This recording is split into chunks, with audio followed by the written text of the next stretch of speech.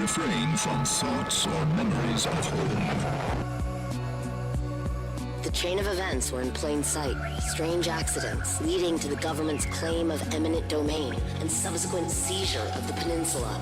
The evacuation of 100,000 people and the attempt and abject failure at containing the rumors that spread like wildfire.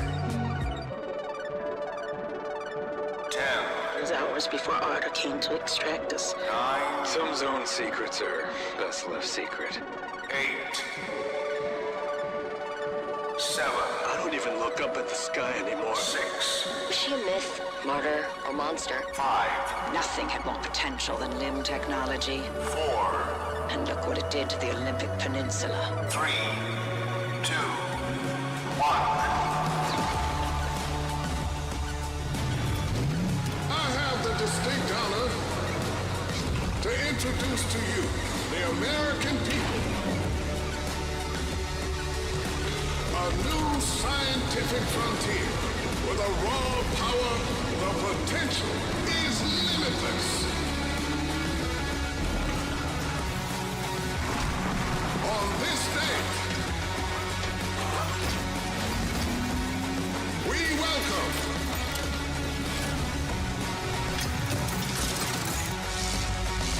our Faraday future.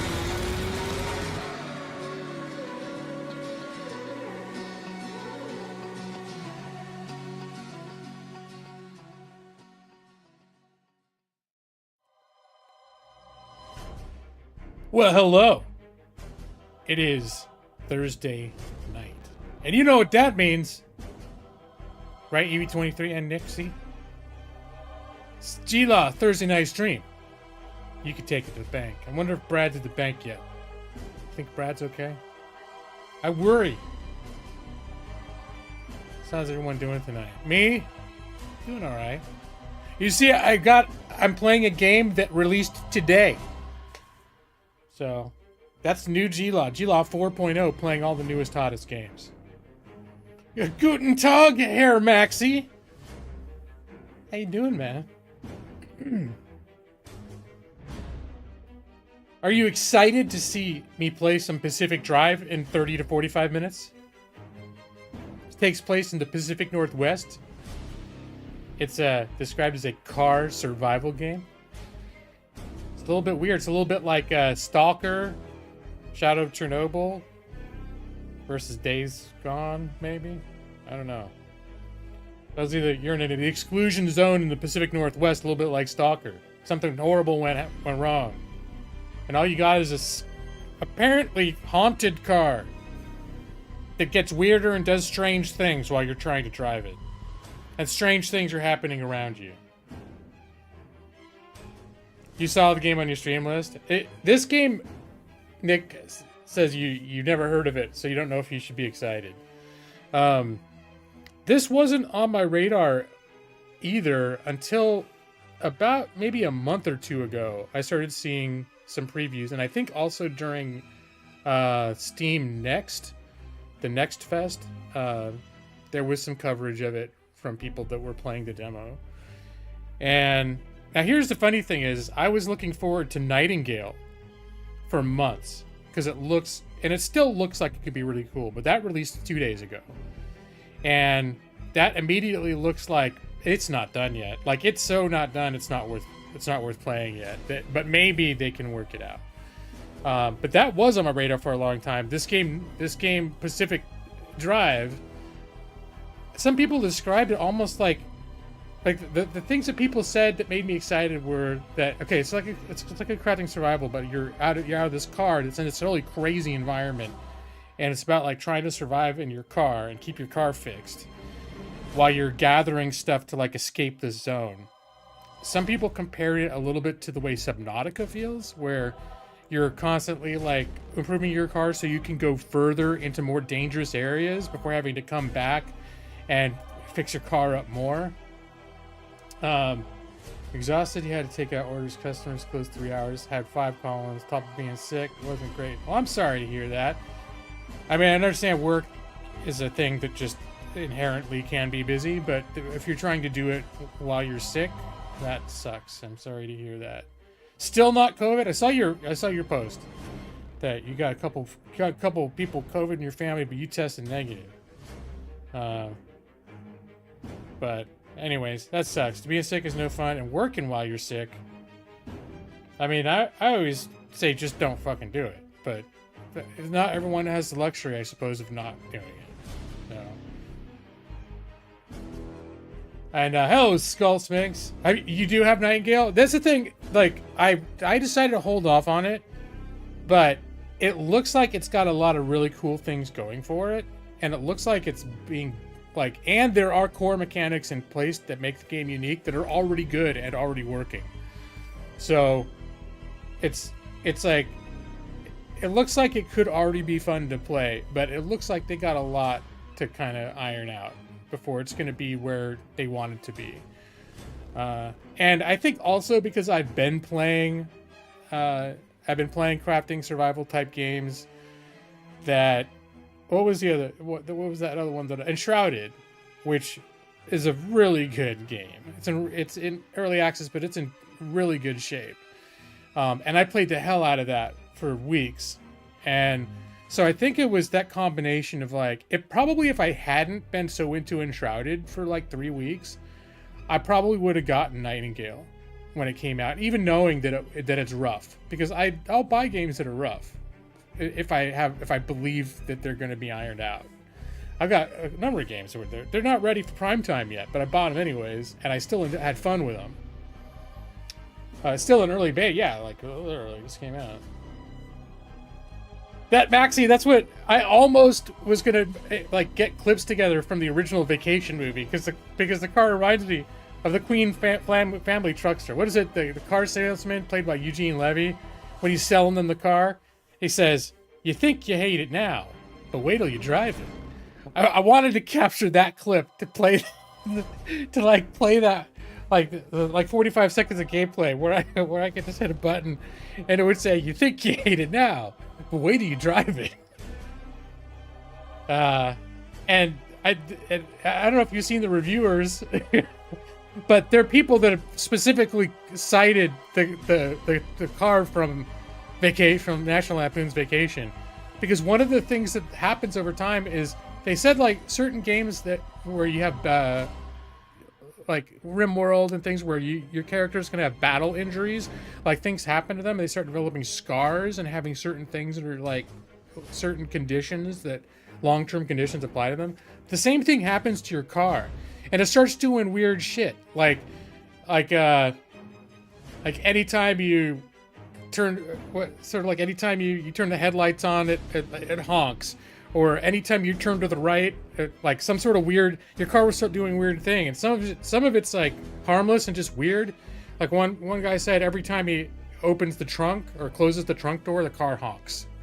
But then apparently it can be really annoying thing, like your car dying in the middle of nowhere, like for no good reason that you know, and the car jerking, like turning away from where you want to go, like trying to turn around without your permission, shit like that. Oh, hey Gun Kid, how you doing, man? Happy, I don't know if I've seen this here. Happy 2024. You were playing a game called Voices in the Void, huh? All right. Food brother Fili Contreras, how you doing, man? How you hanging in there? I know, like last few times you checked in, I know you've gone through some shit. Yeah. How you holding up?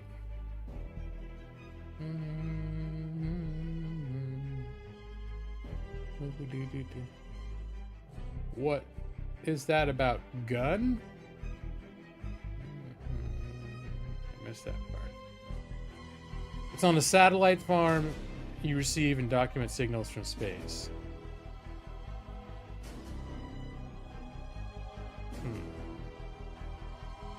Did you forget to say hi? That's okay, Gun Kid. I do that. I don't hang out in a lot of streams anymore, but I always am notorious for that. Especially like when I do go to people's streams, a lot of times I don't even go in, I don't even announce myself. I'm just like, hey, wonder how this person's doing. And I'll turn on their stream and I'll just have it going while I'm playing another game or just looking at stuff on the internet or whatever. and then they'll be saying something that will prompt a response from me, and I'll just make a comment as if I'd been there the whole time, or as if they knew I'd been there the whole time. So don't worry about it. Just jump in. It's totally fine. You were knocking on heaven's door for a bit, and now you're better, and you've been back. You're back to work after 5 months off. Well, I mean, not being able to work for 5 months, that's pretty, shows you went through some shit, but I'm really glad to hear that you're recovered enough to go back, and you're getting back on the horse, as they say. So I am happy to hear that, Food Brother.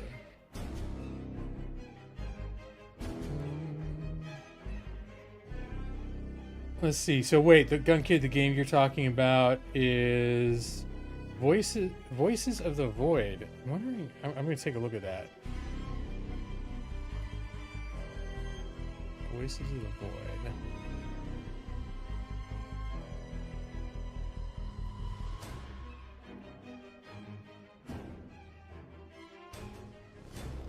Wait a minute. Did I get it right? Is it on Steam? There's a lot of Vault of the Void, Hues of the Void, Call of the Void, Saga of the Void. Okay, now I'm just gonna do. I did typo it, and I said Voiced of the Void.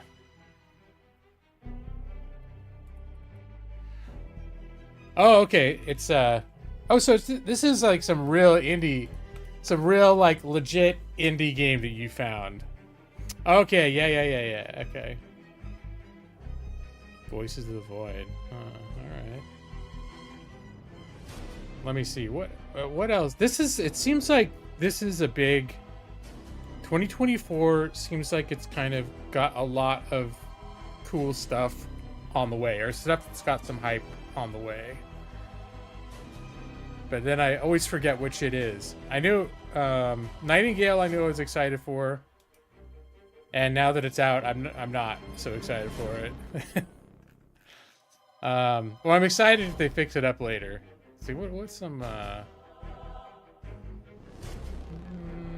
what have I put on my wish list of upcoming stuff? I guess there's not. Let me look on Steam, the upcoming stuff. The popular upcoming. There's certain things like Vampire the Masquerade 2 is supposed to be coming out later this year, but they've been saying that for 5 years, and I don't trust them anymore. So I've stopped being hyped for Vampire the Masquerade 2, and they keep pawning it off to different developers and stuff, and I'm like, it's probably gonna end up being terrible. So I was all hyped for that in like 2020, and then now I'm like, if it actually comes out, I'm not expecting it to be any good. I don't know if anyone that made the past one had anything to do with it either. Okay, you just saw a video about it. Oh no, it's free. Okay, nice. I know I've occasionally, well, in the past I've done stuff like that, and then it's ended up on Steam. So, I think Kenshi is an example of a game that I got in a bundle of a bunch of rando, like from a weird website. It was a bunch of rando games that came in a bundle that I think I paid like $9 for, and I got like, I think it came with like 10 games, and one of them was Kenshi. And I don't know, I don't know if any of the other games went anywhere. Kenshi now became kind of big. Like, that guy put his pedal to the metal for the next 8 years and made it a thing. But Project Zomboid was a game that was like that. I saw videos about it, and I'm like, oh shit, it's like a simulation of a zombie apocalypse. I'm about that. And so I got that when it was like, it was on a random website. Might even have been like just the developer's website. I can't remember. Or one of those indie websites. There are websites that are just like flat out for indie games. And then later they launched it on Steam. And then they were really cool because if you already owned it from them, you could email email the guy, like, email the guy at the studio that makes Project Zomboid, and he'd send you a key. Just himself. It's like, oh, that's cool.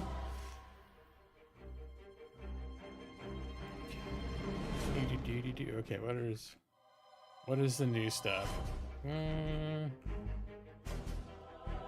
Popular upcoming releases. Trying to see if they okay, Dragon's Dogma 2. That's coming next month. I liked Dragon's Dogma 1. I'm not so hyped about Dragon's Dogma 2 that I'm necessarily going to get it at launch, but I really did when I got into the first one. I enjoyed it. It's a unique RPG, and I'm curious to see how the second one comes out. I'm sure it'll be fine, but how fine, or how, you know, if it is it going to be amazing or just another, you know, whatever, more the same, what it's going to be. What else am I excited about? They're coming out with Into the Radius 2. That's the game that Brad made me promise never to play again in VR, where you load the bullets into your magazine, bullet by bullet, where you have a little, yeah, that's a good one.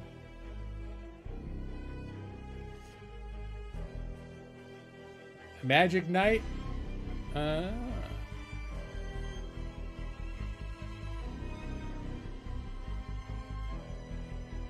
Special edition pre-orders. I usually don't do pre-orders. I actually technically pre-ordered Pacific Drive a day and a half before it released, because people already started doing like full reviews of it. Like, they had review copies, and a bunch of them came out 2 days ago.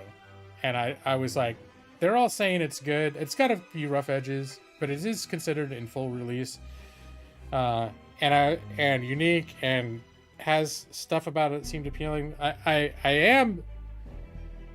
They do say that one of the things about this game is that it like pisses you off. It's like aggravating on purpose, like the shit that your car does. It's sort of like if you ever owned a real car that does a bunch of stupid shit and breaks down or shit while you're trying to drive it.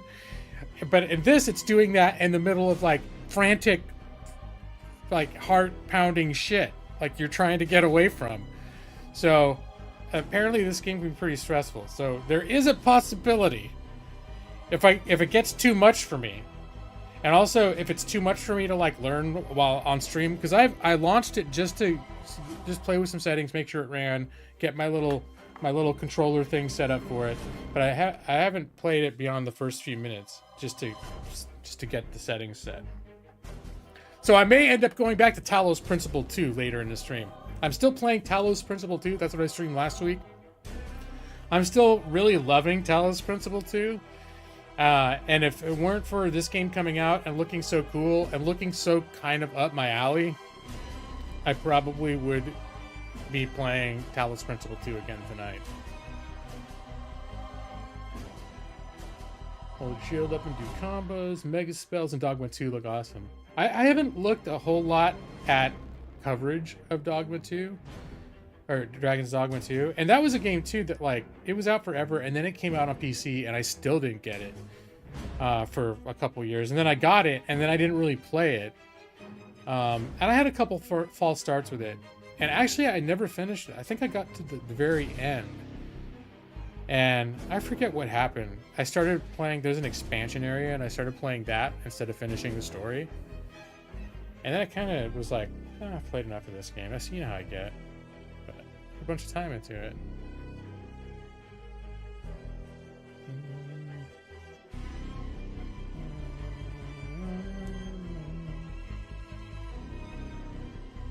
Took you 12 years to get one. This honestly makes you think of Stalker Anomalies and Rad Storms to Fallout 4. Are you talking about this game? Yeah, there's the same book, something Picnic or whatever. It's a Russian novel that I think was written in the 70s. That book was the inspiration for Stalker, although Stalker isn't based exactly on it, but it's the same principle of something really screwy happening, causing like a whole area to just be wrecked with weird physics breaking haunted anomalies, and being an exclusionary zone being created to contain those. And the novel, and which is also reflected in Stalker the game, is there are people that go into these anomalies, and they go into these exclusion zone to search for like relics that can be sold on the black market for a lot of money. And there are some parallel principles here where this is about something similar happened in the Pacific Northwest in the 50s as a result of some kind of weird energy experiment that like the government was running, and then it went awry, and then nobody heard. They just closed it off, wouldn't let anyone in, and nobody knew what was happening in there for like 50 years or something. It's just been like off limits, and somehow in this game you end up in there. And I'm not exactly the intro of the game. It doesn't really say who you are, what you're doing, or why you're in that area, or what. You just end up in there, and well, you'll see. I'll launch the game and start from the beginning. Stalker. Speaking of Stalker, Stalker 2 is another game that's on my radar. It's coming out towards the end of this year.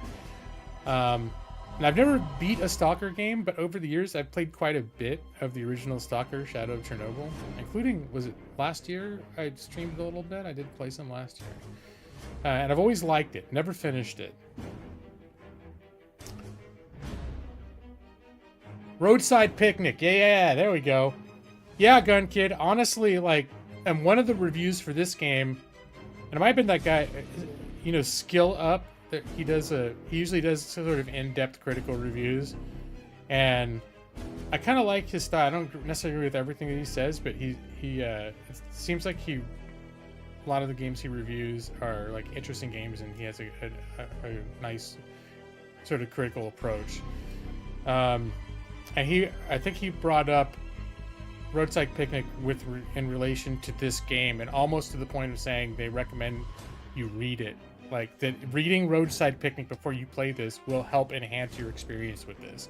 Even though I don't think it's necessarily supposed to be set explicitly in that universe, it's very much drawing from that. What else is coming out this year? Frostpunk 2 is coming out. Well, sometime in 2024. I never streamed Frostpunk. It's like a city builder, like an extreme survival city builder in a frozen post-apocalyptic setting. But I played it a couple years ago, and I really liked it. And it's not super long, and it's one of these games where you can try to be like a benevolent ruler, but it's so harsh environments that it can be like people are unruly at all. It can fuck everything up.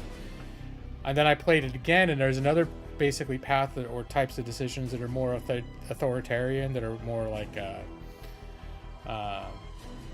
like fascist, basically, that you can pursue, and you can turn it into like this whole little fascist mini state to make sure everyone stays the fuck in line. And so then after the first one, being so frustrated with everyone being all like a bunch of wahoo, you know, screwing everything up, me trying to let them be grown-ups and make their own decisions, but then I'm like, okay, fuck it. So I immediately played Frostpunk a second time through, and played like, this time I'm not fucking around. Everyone's gonna get in line. They're gonna step in line, and they're gonna stay there. And it was a whole different experience, and it ended up being, like, for me, a really engrossing, engaging experience. So I'm curious to see what Frostpunk 2 looks like. Yeah, Bloodlines 2 just says available 2024 every year. They say that. They say that shit. People who venture into Chernobyl exclusion zone in real life are also referred to as stalkers. For reals? I didn't know that. But I'm guessing they don't collect magic relics. Are you serious? I hadn't heard that before, Gun Kid. That's really interesting. The mod that combines all three games and gives dynamic starts. I have that mod. When I was streaming it last year, it was with that. I think there are a couple variations of it, and one of them was crashing my computer. And then I got a different version of it, and I was playing it. And I own all three of the original games. I've only played a dedicated version of the first game. But I haven't experienced any of the content from the other two games. Sort of like on my to-do. No Brad yet, right? To be excited about this. Crusader Kings 3 is launching a new expansion called Legends of the Dead in about 2 weeks from now. So I don't know that means necessarily I'm going to be jumping right back into Crusader Kings 3, but Brad brought up the Crusader Kings 3 recently, and I mentioned like there's stuff coming up this year that's probably going to prompt me to play it again in the near, not too distant future, we'll say. And I think this one is about like, because it's a little bit like Sims or games like that where you're playing a dynasty, not a character. So your character dies and your successors inherit. Family members die, and apparently this is all about like legacies of people when they go, like legends arise about them, and stories and songs are sung about them, and it's like this sort of like, it's like, I guess I haven't looked super into it, but if you think about someone like King Arthur, which is King Arthur is supposedly sprung up from an actual king that was around like 800 AD, and none of the stories about the Round Table or any of that shit are remotely like true, but there was supposedly this one king that they built this mythology onto after he died. That had nothing to do with them, and I think like that'd be kind of cool playing a game where it probably wouldn't be that dramatic, but you're playing games where your king dies that you're playing, and 100 years later there's all these wild stories about him fighting giants and shit. I don't know what I'm gonna say he did. Plot twist: King Arthur was Jesus? Not according to my study of English history. Though there's probably in somebody's reconstruction, mythological reconstruction, I'm sure it's been said. But no, there was a guy, I think his name was Alfred, the something or other, and it was like England before it wasn't even England at that point. It was like Anglo-Saxon, like pre-Roman conquest, or in that range where there were still like kings and shit. Batman. All right. Now I'm looking at other stuff that's up on the radar, because I know there are a few things that are on my radar that are coming, but I guess I haven't put on my wish list. But those are a few of them. I think it was Alfred. Have you heard? Are you just repeating what I said, or did you just look it up? I'm remembering this from, I think it was when I took a survey of British literature in 1995 in college. It was a college level upper division English course, and it was very much like a history class. Oh, Alfred is the butler from Batman. Okay. Now I have to see if I'm right. Who is the real King Arthur? What is the King Arthur based on? Based on. Oh, this is completely off. King Arthur.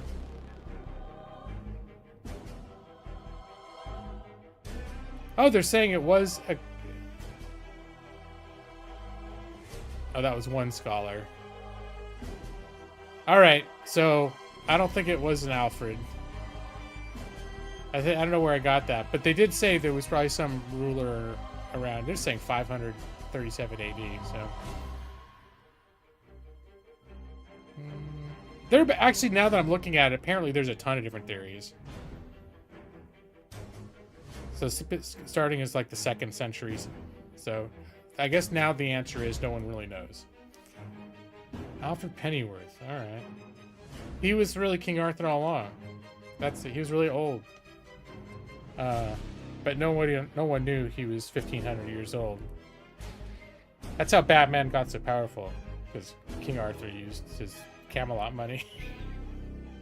He used Camelot money to build the Batcave.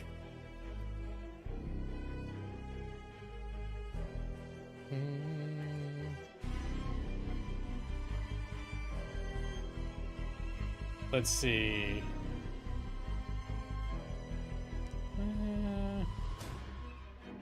I guess I don't have a whole lot of games, upcoming games that I'm excited for. I wish listed War of the Worlds like 2 years ago, but they don't even have a release date for that.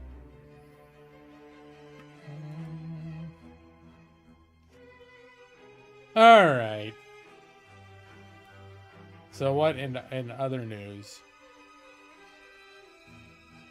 In other news, I discovered it recently. Got into a new band that after I'm like, hey, they're really cool. I got really into their music to the point where like I heard they were coming to concert this summer nearby me, and I got excited. Turns out we'd already booked a campground that weekend, so we can't go. But I started listening to more of their stuff. I randomly found them when I was listening to Amazon Music, but then I started listening to like actually what they were saying in the lyrics, and it's all like kind of really dark, fucked up shit.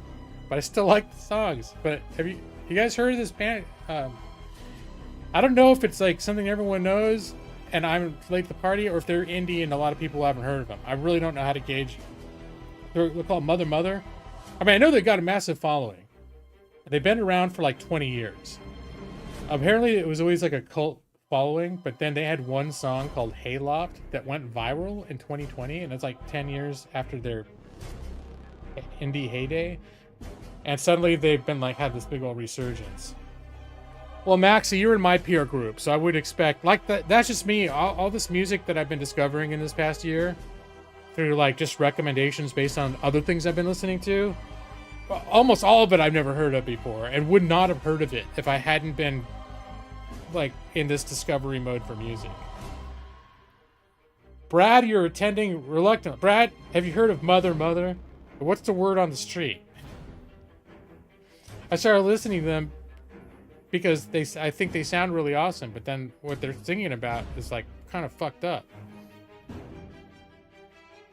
You never heard of? Okay, so maybe they are really obscure. And it was funny because last week I looked them up. I listened to Amazon Music because it's discounted through Prime, which we have, and it has access to full albums and everything else of just about any one you could look up. And I looked them up, and they actually had a new album that released that day that I looked them up. And so I started playing it, and immediately I'm like, oh damn, this is really good. And then I realized that the whole album is almost like a concept album about like death and about dying and the inescapable inevitability of dying. And I'm like, oh, it sounds so like chipper and like, yeah, it's all like, I don't know, it's like folksy. It's a little like folksy, and that's kind of a trip.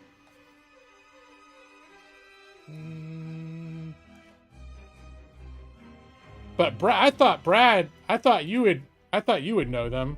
I feel like Brad would be the one to be like, oh yeah, everyone fucking knows Mother Mother.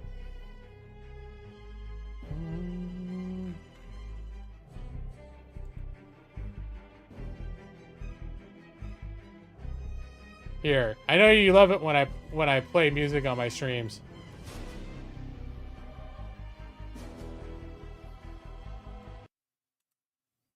But yeah, it was the first song off of that album where I was like, oh, this sounds so cool, you know? Yeah. A jellyfish, a gigolo, a politic, don't make a lick of death, no. Nobody here, nobody escaped. Yeah, that's them, Canadian rock band.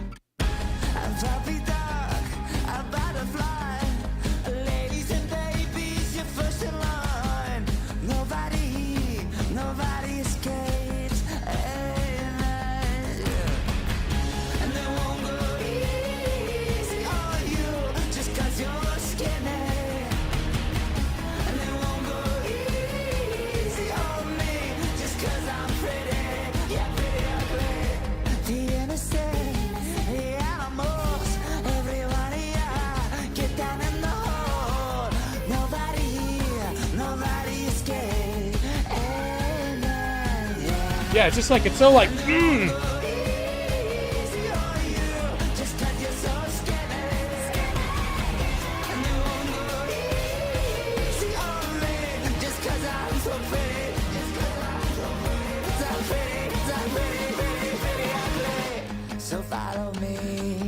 into the sky and let the sun burn you alive. Nobody is scared. Nobody is scared. Nobody is scared. But yeah, this whole album, I'm like, oh, I like this song. I like this song. I started adding them to this playlist I have called like Happy Groove and Music, and then I started listening to lyrics, and I was like, oh, this is. I think this song is where it jumps out a little. I'm not gonna go totally into it, but listen to this, like. Everything I claim to love's going up in flames and I burn alive. I gotta lay back in a straight jacket after sex, I'm still inspired. And my friends will ask when I will relax, and I say, when I die. Okay. So there it is. It gets into the chorus, and he's talking about when I die. And it's not all about embracing, like, glorifying death. But so I looked into it, but it's just. But I love the sound of it, and they're harmonizing everything else. I'm just like, I can't stop listening to them. But they got some dark, fucked up stuff they're singing about.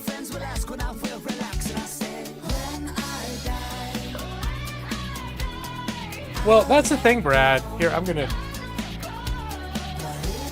play one more with it, like I heard first. So, I think about like all the metal and shit that I listened to when I was younger, and I'm like, they still were doing stuff like this. But in this one, like sometimes they're touching on stuff like suicide and self-mutilation in ways that have made me uncomfortable. Where I'm like, is this fucked up? Or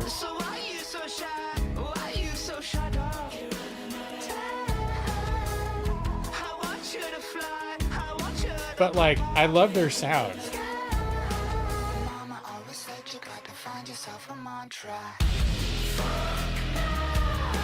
And the chorus is fuck no. Not to be shared with the kids.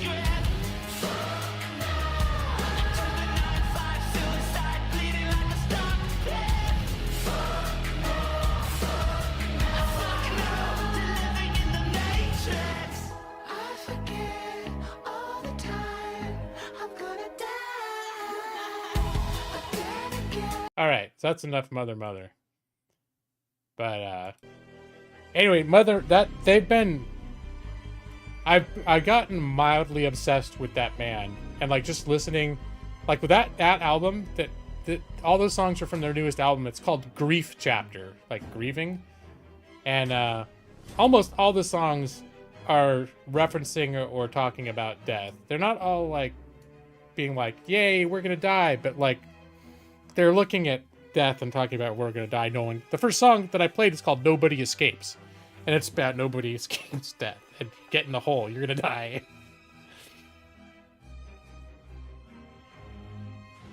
What is Love Baby Don't Hurt Me is super deep. I didn't know that either. But yeah, Brad, to touch back on your question, I'm not worried about like the idea of bracing death or discussing death, but like if it feels like it's bordering on encouraging like self-harm or something, that's when I'm like, I start getting a little uncomfortable. And I look more into like what their themes are, and that's really not what they're doing. And they're not flat out saying that at any point. Their whole thing is like just talking about fucked up feelings but I guess the guy's getting a little older now, and his whole reason for doing this, like this focusing on this theme, was because he's been dealing with like thinking about his mortality, which is, you know, I hit 50 this past year, and so it's just like it's probably the right time in my life where I've been thinking about all that stuff anyways, and then I realized I've been listening to this band incessantly that's like the whole album's about that shit. What is love? That one.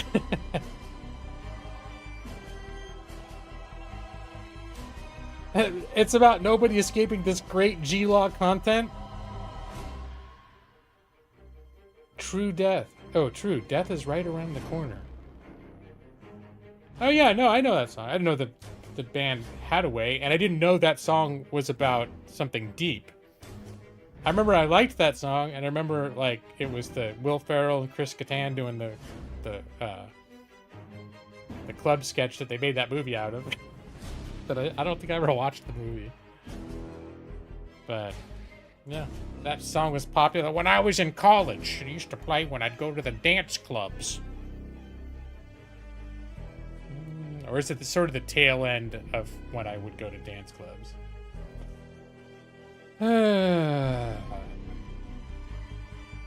Why is he scared that the baby will hurt him? Yeah, that's a good question, Gun Kid. Maybe it's like Oedipus Rex, you know, where the baby is going to kill the father to sleep with the mother. Is that what it's about? Is that what it's about? Good old Oedipus Rex. Good old-fashioned fun. Good old days. All right. So Brad, are you not excited about seeing Pacific Drive? Now, reasons why this game might appeal to some people is think of if I was playing American Truck Simulator, except the world I was driving through was trying to kill me, and my car was possessed, and the truck was possessed, and trying to drive off of bridges and shit while I'm making deliveries. I feel like there are things about this game, especially because it's known to be like you're driving a car that's gonna fuck with you the whole time. That there could be some entertainment value there. You're not familiar with it, but it sounds worse than ATS. Well, it does have like the survival, like the crafting survival element to it, but the focus is building up a car so you can go further and further into this exclusion zone. It's a little bit like a stalker, sort of like the stalker Chernobyl exclusion zone with all the anomalies and weird shit happening in there. Steven Spielberg's Duel? I don't think I know that one.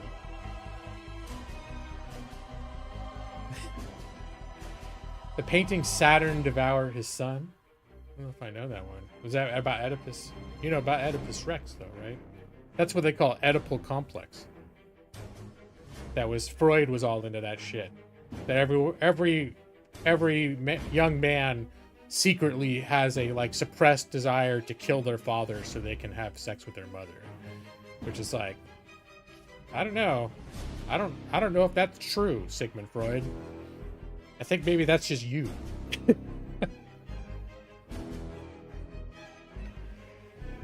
Seems more my thing than Pal World. Pal World could be my thing if it weren't so cartoony. I think at some point I'll be in the right mood for it. And this one, I haven't finished Talos Principle 2. I'm still loving Talos Principle 2. And if this one is getting too frustrating for me, I'm probably gonna, maybe even during the stream, jump back into Talos Principle 2. But my plan was this game released today. It's only been on my radar for about a month, but as soon as I heard about it, and saw a bit about it, I got excited about it. Because it's like stuff, it's similar stuff I like. I was saying earlier, some people compared it a little bit to Subnautica, where, except it's about building up this car that you're going to use to, as the car gets built up, it's able to explore deeper into this like fucked up exclusionary zone where all this stuff's happening. But it's got a similar progression that way. I don't know if it's quite as grindy, but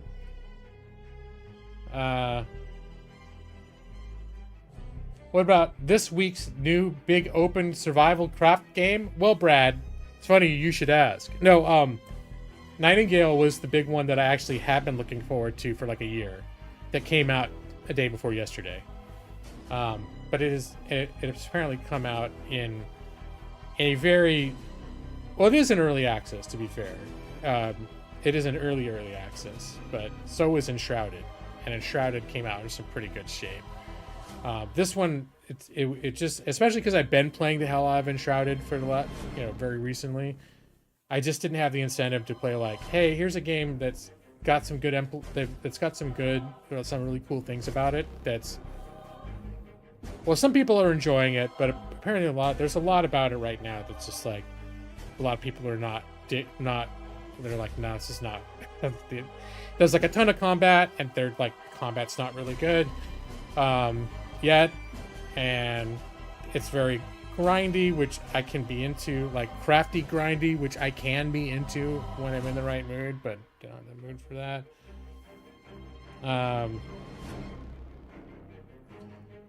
So, well, but like someone described it, and Skull Sphinx, I don't know if he's still in here. Evie's husband, he apparently got it. He's been playing. He's been enjoying it, and I have heard people then reviewing it saying that there are things to like about it. There are some really cool things about it, like the whole realm generation thing. The way that works sounds like it's pretty cool, and it's already like pretty cool. But there's just, yeah, if there's a lot of combat and the combat's not functioning in a enjoyable way yet, then that's a problem. Someone said it felt like playing it felt like combat in Minecraft, like where you're just running up and like hitting shit. It's like really, but then they make you do a lot of combat. The combat like plays heavily into it. You don't know why you're getting mortuary assistant vibes from my description of this game?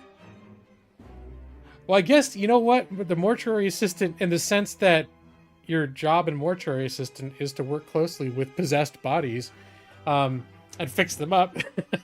This is, that's, the car is, I don't know the whole story with the car, but apparently it's like, it's a special car that can function in this weird zone.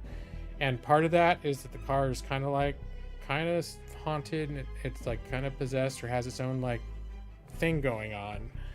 Someone said it was like Stephen King's Christine. If you guys ever saw the movie or read the book where Christine was like an evil car.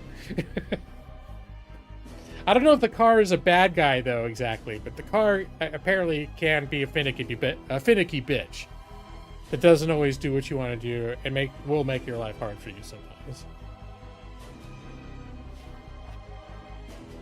Oh, he's headed off the bed. All right. Well, I know he shows up for most streams now, but he's not someone that stays up late. They made a pirate game, and the pirate stuff sucks. Oh, Skull and Bones, yeah. Yeah. I don't know if that's something they can fix later, but yeah, it's been getting a lot of bad press. They spent 11 years making a game that is essentially Assassin's Creed Black Flag, but just the pirate part of it, and they didn't do just the pirate part of it as well. And then they charged $80 for it, and they pissed a bunch of people off because they said the reason like it costs more is because it's not a AAA game, it's a quadruple A game. But then if they're doing it like a live service game as well, where it sounds like they're right, gonna be gouging people for anyways, it just sounds like they're ribbing everybody the wrong way with that shit. Oh no, here comes Mega Eevee with avocados or a fruit. You know what, Mega Eevee, you got the whole thing about bananas being berries and stuff that we were talking about a couple weeks ago. I went and visited my wife's family, and we all ended up talking about all this shit and looking stuff up. And Nick, I relayed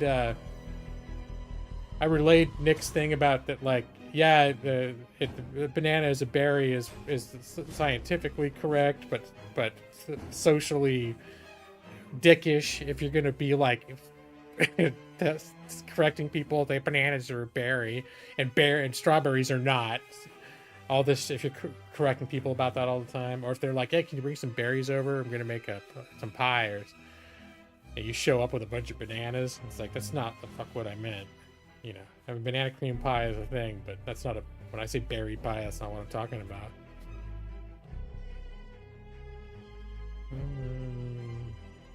The quadruple A thing was perfect because it's a smaller, thinner version of a AAA with less power. Hey, that's true. It's like batteries, right? You add that extra A, it's smaller and weaker. So you have a fourth one on there. That's good. That's good. I like that, Gun Kid.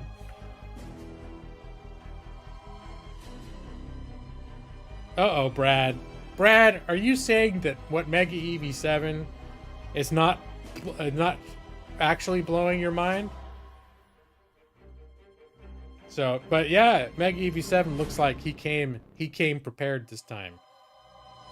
After making his powerful splash a couple of weeks ago with the banana berry thing. It is not. Uh-oh. All right. Well, you know, I understand. And well, if you remember how that whole conversation went, I spent the first 10 minutes basically telling Mega Eevee that he's talking nonsense. Stop saying nonsense. But yeah, I can see that. You just type weird facts into Google, and then a list pops up, and you just start reading it to a random game live stream game chat. You're like, yeah. I already was at the dad jokes website, and I pasted a bunch of those in there. They weren't biting, so I went to the weird facts website, started pasting that shit.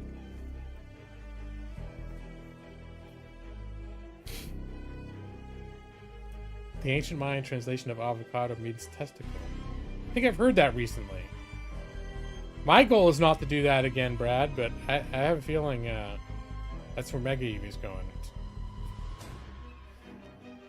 It was I think for Mega Eevee, it was a great night that he'd like to reproduce. Gotta eat food. What? To puke? What are you talking? Now gun kids saying weird shit. You're talking about fruits people don't think of as fruits. They're more than just avocados, like corn, wheat, peppers, squash, beans, nuts. All fruit.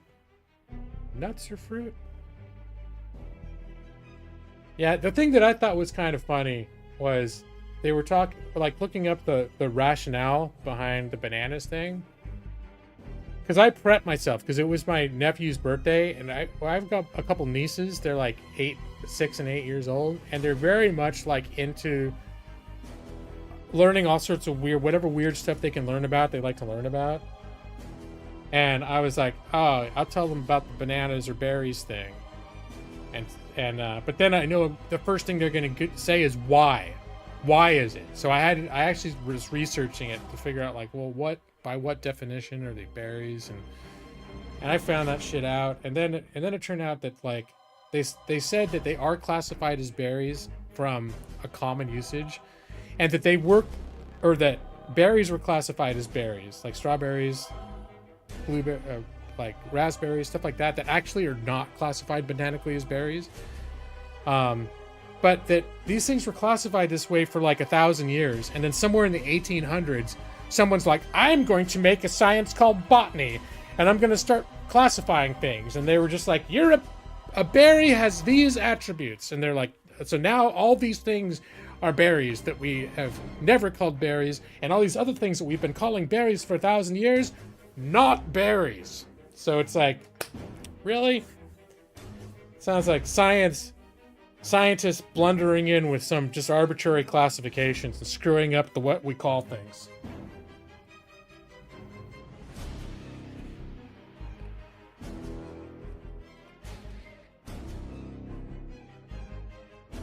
Let's see. If it's a seed or flesh around a seed, it's a fruit. Nutmeg is a hallucinogen. I did see what you said, but, you know.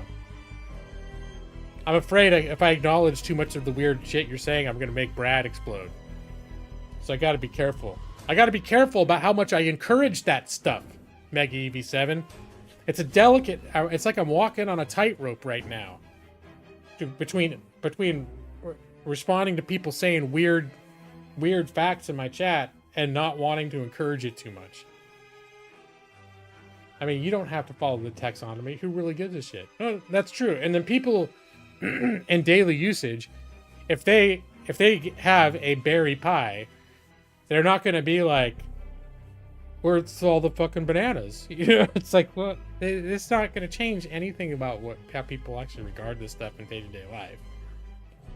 It's like a scientific, but it's like, what's the Latin name? No one gives a shit, but it's nevertheless has one, right?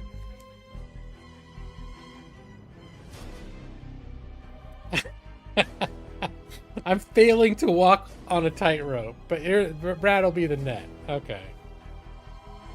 This is a fruit that tastes like chocolate pudding? Uh-oh, no, I'm encouraging Meg Evie. I fell off the tightrope again, Brad. I did it again. I suck at this. I didn't even put one foot on it. I didn't want weird facts, Madros. I didn't ask for them. They just came here. They just started spewing into my chat, and I reacted to them. Okay. Male C, but see, now I'm encouraging it. But Madros, you know, Madros is, you're not someone that's normally in here causing a ruckus with saying weird shit. So, male seahorses are the only male creature that gets pregnant rather than the females. There you go. Brad. No, I didn't know that. That's a very interesting fact, Brad. Thank you for sharing that. I had no idea. I mean, I wouldn't have known anyway if I ate the fruit that that's what it tasted like.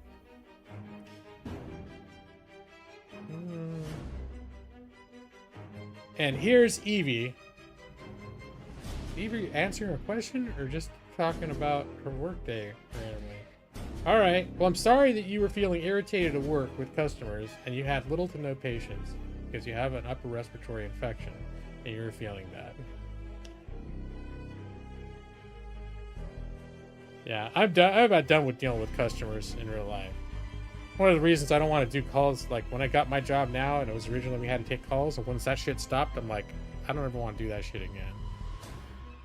And customer service forever and ever. And Ali, did I say hi? I saw you came in and everyone made a big fuss. I don't think I said hi. Ali, I'm so happy. I'm so happy to see you. I'm glad that you're here. There, do you feel properly greeted now? Ali, I felt your presence in the room and it warmed my heart and I was very happy the whole time. I didn't think I even need to say it, but I just realized that I didn't, so now I have. All right, there we go. Yeah, it's Joss come in here too, and I ignored him. I mean, there's probably a reason. Just to, you know, well, he could be very busy too, but he also could be just very scarred from all the neglect, all the times that I didn't say hi when he came in. Joss, like, doesn't he? Nick, what's going on with him? He does weird hours. And he's busy. He's angry at me. No, I don't know. I think he's busy, right? I think that's more the thing, is he's busy. Like the work shit. Or maybe he just doesn't like hanging out in stream chats anymore. I know he still hangs out in my stream sometimes and he just doesn't chat. So, which is basically when I go to streams these days, it's mostly what I do. You played BG3 with Joss last night. Oh yeah, I thought I saw that because you guys are both on my friends list. It was pretty late too, wasn't it? I want to say I saw you guys playing like 11 p.m. my time, which is like super late for you guys. And I looked and I get a notification that says Joss Adai is playing Baldur's Gate 3, and then it said Nick or Negate. Is it you Negita? Anyways, Nightstone Unlimited now. That's what it is. Nightstone Unlimited. Hold on a sec. Did I just see my camera autofocus? I thought I turned that shit off. I did. Alright. Just being weird. He's working nights now. Okay. Yeah, no, I don't take personally that he's not here because I know he does. I know he's like a busy guy. He's got shit going on. It would take 19 minutes to fall to the center of the earth. Did you know that, Brad? You blame Nick. Alright. So, Ali, have you heard of Pacific Drive? This game just released today. I should probably think about playing it soon. Huh? How long have I been going? I've been streaming for an hour? Holy shit. That's what, and then the other thing you missed was I told everyone about the new band that I got obsessed with called Mother Mother. And no one, not even Brad, had even heard of them before. So I'm thinking maybe I did. Usually I'm like, hey, I discovered this band, this new band. It's called Panic at the Disco. And everyone's like, God damn it, G-Law. It's like old school shit that everyone knows. And I'm like, no, they're new, they're fresh, they're hip. And I discovered them.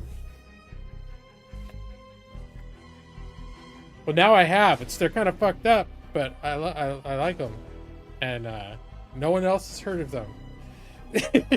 No one else in my chat has heard of them, even Brad.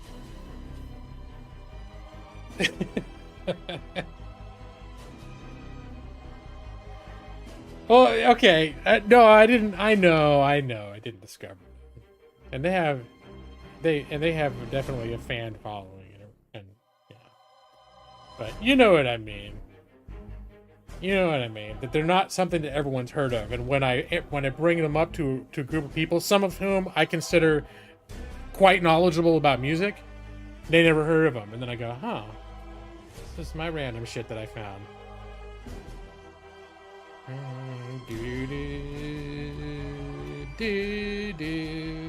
So yes, Mother Mother. And they're they're playing at a McMenamins near Portland in a couple of months, and I will not get to see them. But probably Amanda would hate the fucking shit out of them, because I don't think she'd appreciate all the dark themes. And they sound super happy and energetic, and then you listen to what they're singing about, and it's fucked up dark shit. So yeah, they're playing at the Entenmann's Bakery. No, and you guys remember there's a chain, I don't know if it's sort of, yeah, I guess you call it a chain of like restaurant, pub, theater / movie theater / hotel. These brothers, the McMenamins brothers, bought up all these old places, like old insane asylums and hospitals and elementary schools. And for our anniversary, not this past year, but the year before, we stayed at Kennedy's, what's called Kennedy School. It's in Portland, and it's an old elementary school that's been closed, I think, since the 80s. It's like over 100 years old, and it's got bars inside and a movie theater, multiple restaurants, and they've converted a bunch of the classrooms into hotel rooms, and so they just do funky shit like that. And then a lot of their venues have like wide open areas. I think they're playing a place called Edgefield that I think used to be associated with either an insane asylum or a prison or something. And it's got like a lot of open space and stuff, and so they do a lot of concerts there, and they're like sort of big, you know, not huge, but like you see, like, you know, you would say, who's an example of somebody big right now? Who's the one whose boyfriend's in the Super Bowl? She wouldn't play at a McMenamins. I can't remember her name, but I know Mother Mother, goddammit.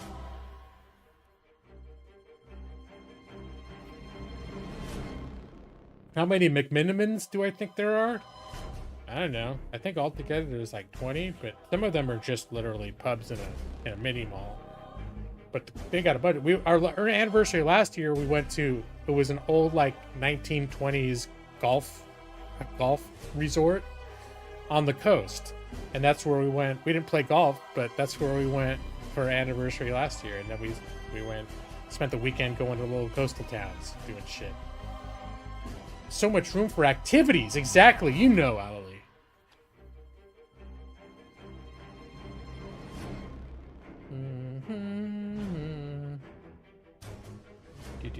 Okay.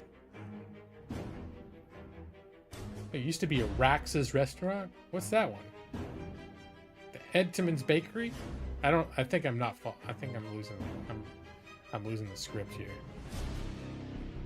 I suck at streaming and reading chats. I never got good at it, did I? Am I getting worse?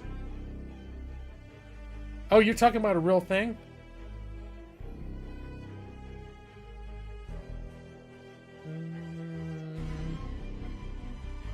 I remember Entman's the donuts. You know. Fast food restaurant in the Midwest famous for a salad bar. Oh, I never heard of it. Rax's restaurant. Yeah. Although one thing is totally random. Think about, speaking of things that aren't here. When there are no White Castles on the West Coast, or historically there haven't been. And then that movie came out, Harold and Kumar Go to White Castle. And the way they get all high and obsessed with the White Castle when they finally get there and they're eating all the burgers and stuff, I was like, shit, I want to try them someday. So when we did our cross-country drive in 2010, we kept trying to find White Castles, but they're like really rare, at least in the areas we were going, and we never ended up doing it. And the other night, I was going on a Google Earth VR. You know how I do. It's one of the things I like doing on VR. I go into Steam VR, I launch Google Earth VR, and then I fly around the planet to places that I've been, relive old memories. So I went to Old Vegas, and near one of near the hotel where we had our honeymoon, and that old strip in Old Vegas, Fremont Street, they have one now. They have a White Castle. Like, holy shit. We stopped going. Basically, I think when we quit smoking, we stopped going to Vegas. Because sitting around getting free drinks for a bunch of hours when you're trying to not smoke is a bad combination. Oh, I've had the White Castle frozen before, and I honestly didn't know. I know a lot of times what you get out of a freezer, that version of shit, is not like what you're going to get in the restaurant. But I've gotten the White Castle from the freezer section in the past a number of times and enjoyed them, but I thought probably the real thing would be a little bit better. Uh-oh. I'm not even gonna respond to Mega EV7's thing about what's happened on my eyelashes. Although I did know that.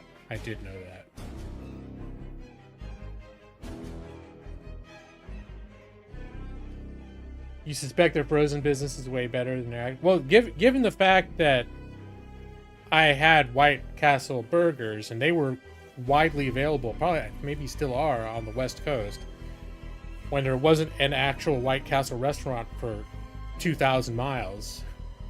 And then when we did our cross-country drive, like, we were trying to find one. And I think, was the whole premise of Harold and Kumar Go to White Castle? Was that if they had a craving for White Castle, like, all the locations they knew about closed, and there was only one location, and it was like 100 miles away. And the whole movie's this odyssey of them getting high and trying to get to this, find the last open White Castle in their region.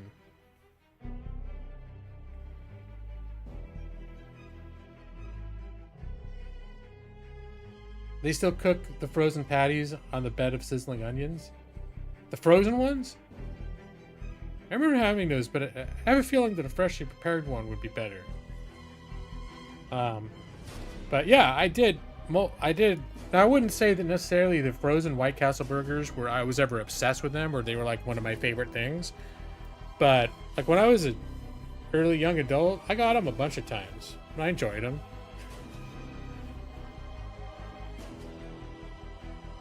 That's the only time White Castle is good. Is when you're high, when you're high with the munchies. Yeah, I don't do a lot of that, but I think that, like, when in the scene in Harold and Kumar Go to White Castle, when they finally get to White Castle, and they order like 47 burgers, and they're just like going and looking like they're just, it's like they're the thing that they wanted most in the entire earth, they're having, and this like abundance. And I think for some reason that scene made me a little obsessed to want to go to an actual White Castle and get like the freshly made White Castle burgers.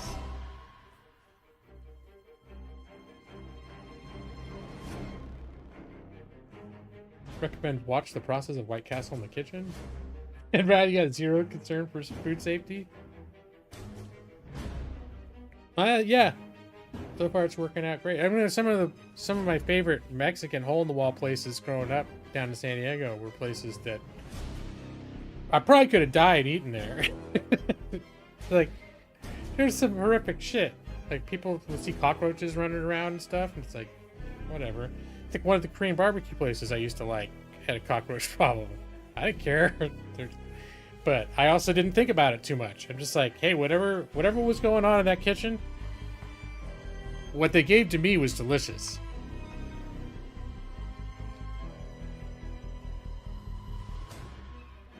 I tried a Shake Shack and I was not blown away by it. I only got it once though. I didn't hate it, but I thought it was really salty. Like, In-N-Out I really like, but In-N-Out I think does get built up too much. In-N-Out's like just one of those things. It's sort of the way that Taco Bell Mexican pizzas are one of my favorite things. But I understand that, like, a lot of people think everything that comes out of Taco Bell is like shit, right? So I'm like, all right, but I like it. But a lot of people really like In-N-Out.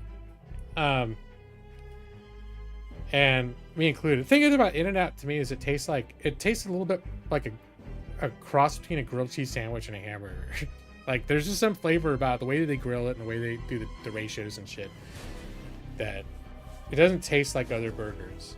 It's still just a burger. It's nothing magical. It's not wizardry or anything. It just doesn't taste like other fast food burgers.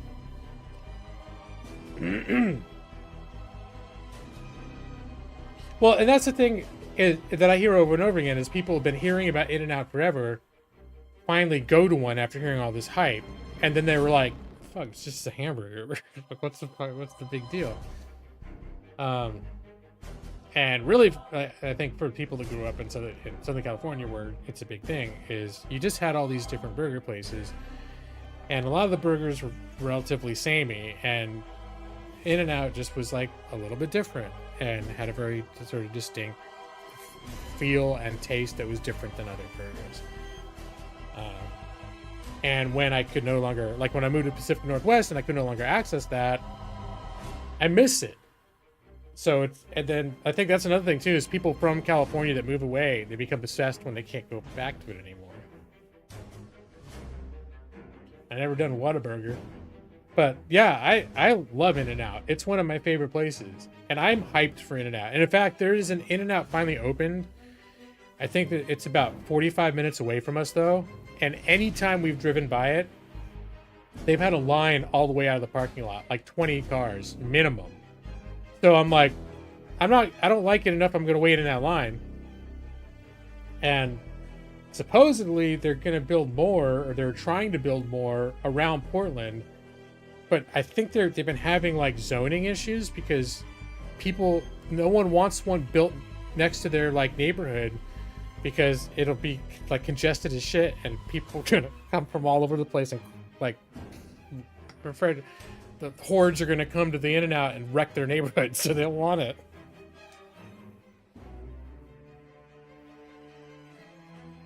The veggies on a burger In-N-Out are a lot higher quality. No, that's right. And in fact, In-N-Out, like, I think if you look at their prep standards and like how they make the burgers and the qualities of the burgers, they are really, and like their potatoes, like they cut their French fries, they cut the potatoes. They have the whole potatoes, they peel them, they run them through a thing to make the fries. They make the French fries fresh. They do all sorts of things at In-N-Out that when you're eating the burger, you're not necessarily, and you're eating the fries, you're not necessarily going to be like, you know, to know that it's like how much is going on behind the scenes that also makes it special.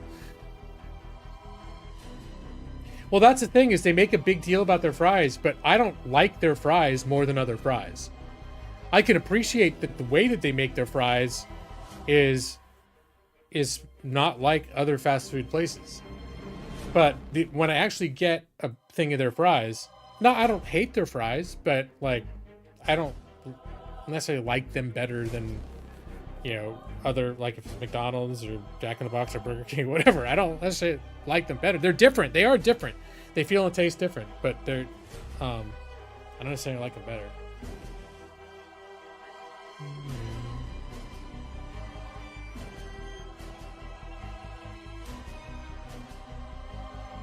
They ask for them well done, and then they're a different kind of trash.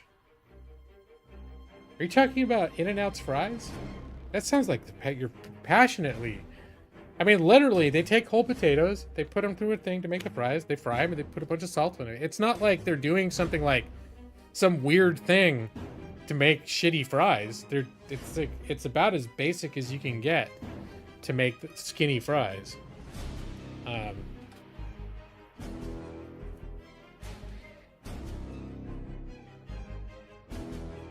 So cutting them straight into the fryer actually makes them bad? I didn't even think about that was a problem. Like, that could actually be making their fries, like, the people don't like them.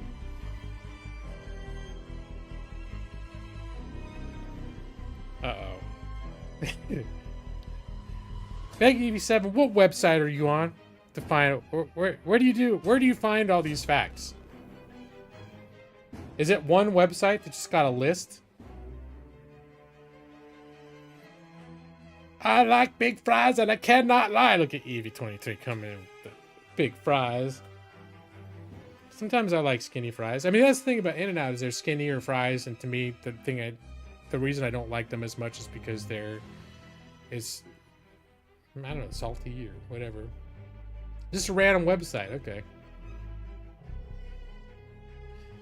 Well, some of my favorite fries definitely actually are thicker. Like, I like there to be where they're crisp on the outside and soft on the inside. And the thinner fries, it's harder to maintain that because they get hard quicker. Of course, the thicker fries, if you don't get them, like steak fries, if you don't get them relatively fresh, they become not pleasant to eat either. I wouldn't necessarily classify them as skinny fries, but on the spectrum of fries, in terms of like fast food fries, I feel like they're a little thinner. And I think that was the one time I tried Steak and Shake, my impression was that the fries were really salty too. But that could be, I don't know, it's an order, say, hey, can I have fries with no salt? And then I put my own salt on that shit. Maybe I got more sensitive about that as I get older.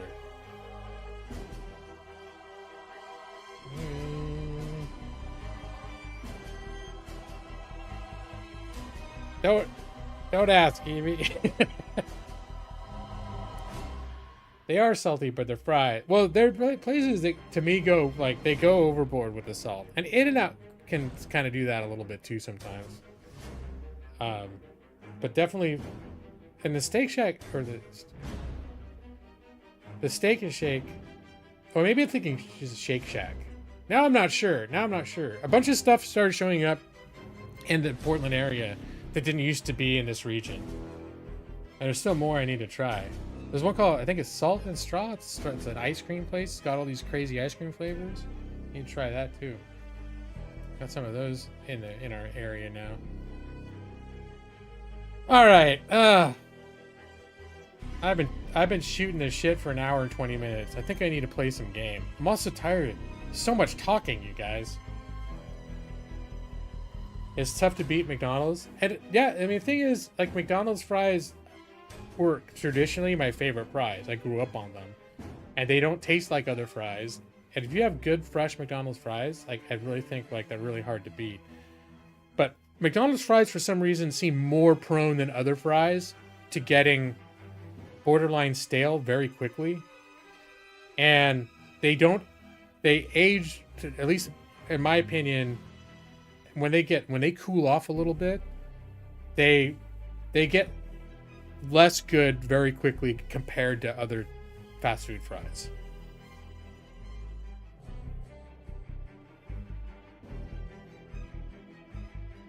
Dairy Queen is not like a big thing. Well, I guess some people go to Dairy Queen. Dairy Queen's never been a place that I've gone with any kind of regularity. Burger King, they've changed shit over the years. I do like Burger King's fries, though. But they're kind of like, hey, they're fries, you know?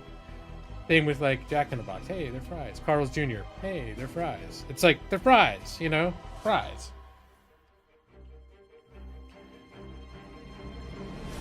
Zaxby's. Never even heard of Zaxby's. BK and Wendy's have changed their fries a bunch of times. Wendy's is another place, like, I've been there. It's not like I've never been to a Wendy's, but it's never, Wendy's is usually not one of my go-tos. It's more like a place where it's like, hey, I want a burger. And it's like, hey, look, a Wendy's. And then I just go and get the Wendy's. But if I'm like, hey, there's a shopping center and there's a Wendy's and there's a Jack in the Box and a Burger King and a McDonald's and something else, it's like Wendy's does not usually make the cut compared to the other ones.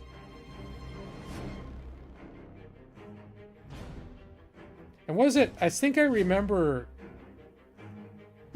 Carl's Jr. used to have like the thick crinkle fries, like the ridged fries. Not like the crisp cut fries, but those fries that were like with the zigzaggy sides. I don't know what they're called. Are they called crinkle fries? Anyways. I remember my first time having Carl's Jr., which is Hardee's in the East. It's Hardee's, same thing. First time I had Carl's Jr. was after a soccer game when I was like 6 or 7 years old, and I had like a burger and fries, and then I got sick and I threw up. And I think it made me be like, I'll stick to McDonald's, thank you very much. Like, I really, when I was growing up, it was mostly always just McDonald's, unless some random thing happened to have me eat some other place. Crinkle cut, okay. I agree, Brad. I think the burgers at Wendy's are good. They're just not my go-to. Burger King, I used to be one of my favorites, and I don't know if it's just around here or what, but I don't, or my palate has changed, but their burgers don't seem right to me anymore. Like, it seems like they're tough or they're dry or whatever. They're like, I used to love them and now I don't. So, but Amanda still likes Burger King because they do Impossible burgers, Impossible Whoppers, and so she can get vegan burgers. So we've been getting, when we get burgers, that's one of the common places we get burgers. But it's at this stage, for some years, like when I was a teenager, early 20s, Burger King was one of my like favorite. Like sometimes that's all I wanted, and it's been a long time since I felt that way about them.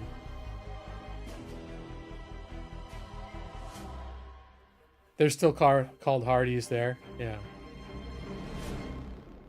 Yeah, I think I remember when we visited, when I was 17 or 18, we visited some family in Illinois for the first time, and our hotel was right next to a Hardee's, and I had no idea it was a Jack in the Box. All I knew is it was the first fast food place I went to where if you went during breakfast, you could get biscuits and gravy.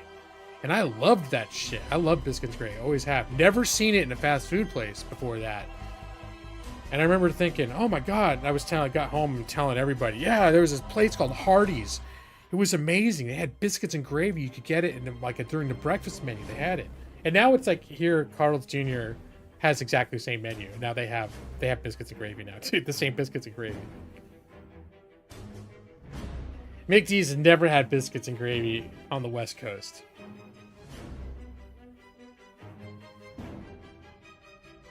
Yeah, I've been to fast food fried chicken restaurants.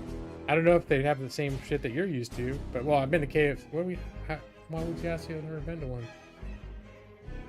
It was mostly Kentucky Fried Chicken and Popeye's Chicken. I think there were Church's too, but I don't think I ever went to a Church's Chicken. I remember doing it. Mostly Kentucky Fried Chicken was the main one that people went to when I was growing up. And then when I got a little older, like when I was in college, I had a roommate that was obsessed with Popeyes. It's like Louisiana, like Cajun spiced chicken, fried chicken. That's pretty good too.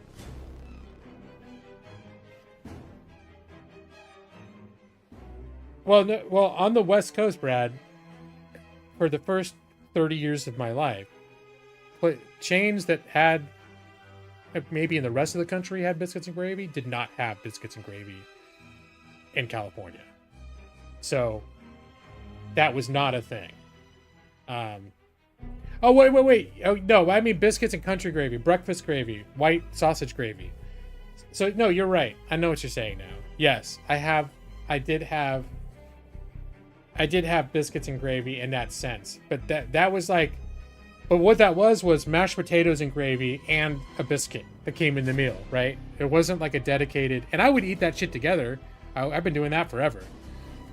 because I like the biscuits with. I'd put like some mashed potatoes and gravy on the biscuit, and then take a bite of chicken, all that stuff. It's good. I loved it. Different than, because I did have country gravy growing up. In restaurants had it, like sit down restaurants had it, like cafe type places. And so I was aware of white breakfast sausage gravy, biscuits and gravy as a thing. And that's specifically what I'm talking about.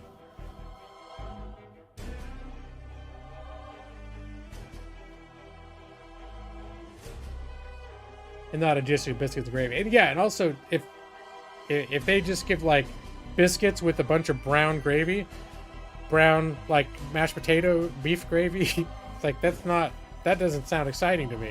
The way that the white creamy sausage gravy. And usually for me, the cheaper it is, the better. The less chunky, the happier I am. Less thick. I guess I don't want it to be like watery, but yeah, I like it. I like it when like. I think it's the McMenamins, when you order their biscuits and gravy, it's literally like a huge pile of ground sausage, lightly like moistened with some gravy. And I think they think that's like, hey, look at how much sausage we're putting. It's almost 99% sausage. It's like, I would have ordered a pile of sausage if that's what I wanted. I want some runny ass white gravy.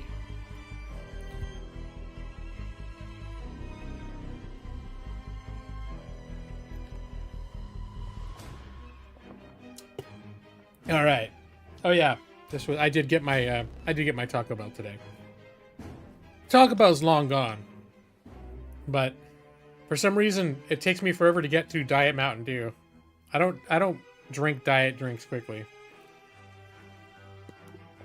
All right, you guys, I'm gonna play some game. We'll see if this game frustrates me to the point where I end up playing Talos Principle 2. Which, as I mentioned earlier in the stream, I'm still actively playing and still very much enjoying. I think I'm enjoying Talos Principle 2 better than the original. You want the Honda truck to fuck me? It's a car. It's a station wagon. It's like the Queen Family Truckster from the Alien, or not Alien, and from National Lampoon's Vacation. 45 seconds of gameplay. All right. Did I launch it? It's launching. And this is what's going to happen. As soon as I start playing the game, half the people are going to leave. Maybe I shouldn't even do gaming streams anymore. I think people enjoy it when I just sit there and talk for an hour and a half more. Oh. Okay.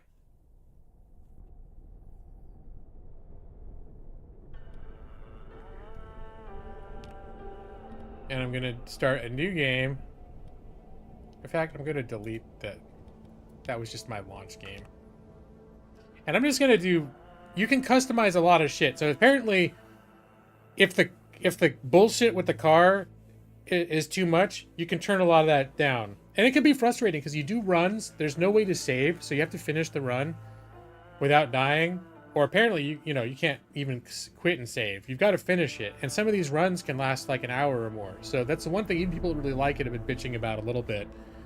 And it's also, it can be frustrating as hell. And like, you can die in like bitch ways because of the way this game treats you.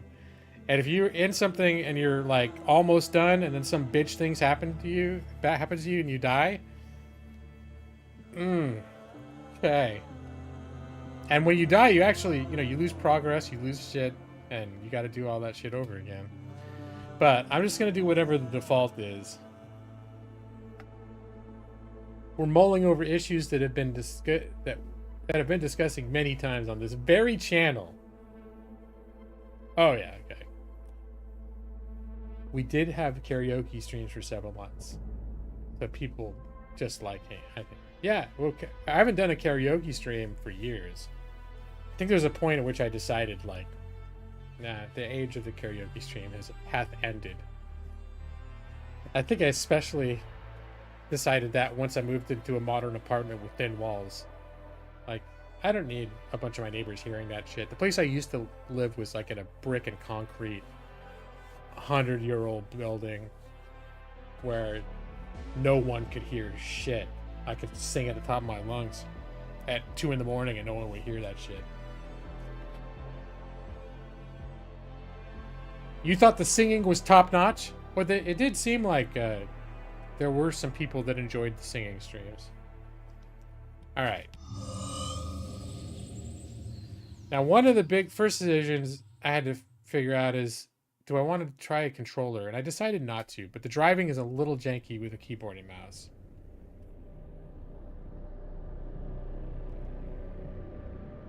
In 1947, the Olympic Peninsula became the staging ground for a promising new technology.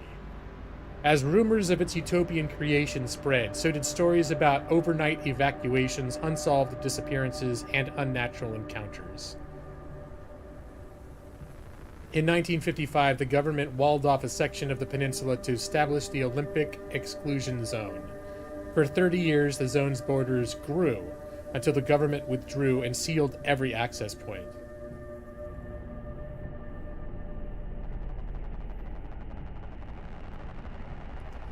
What happened inside was never disclosed.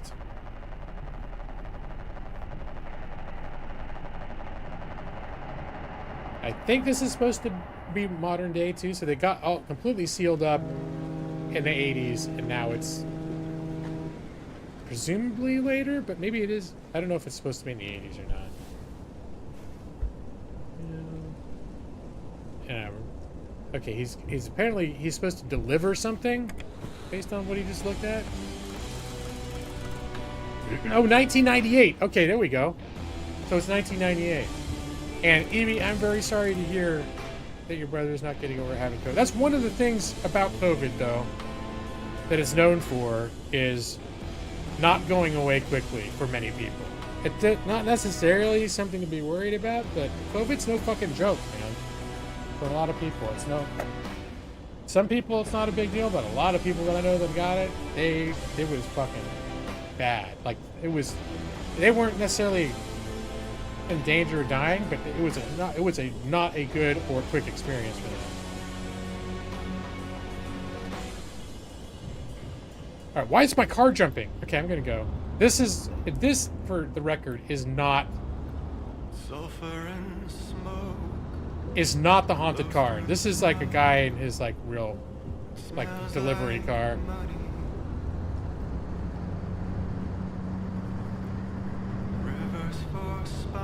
It's supposed to have a pretty good soundtrack too. There's a streamer mode. Hopefully I don't get shut down for copyright music, but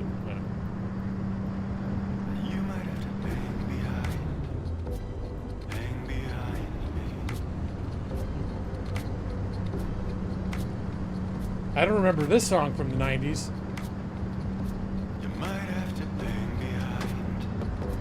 It's kind of cool. It's kind of grooving.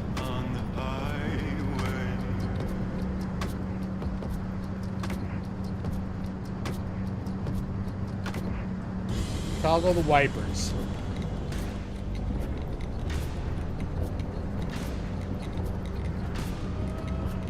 I think I want to increase FOV.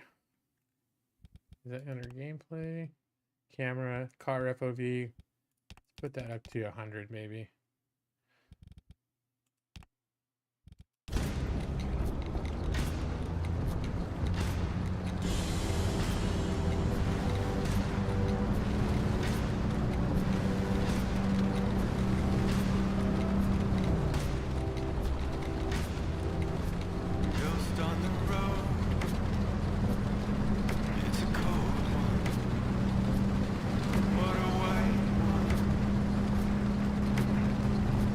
Good old the Pacific Northwest.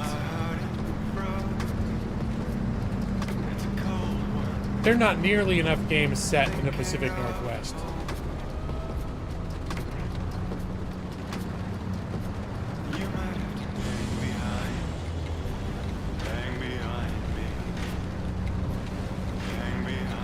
Nope.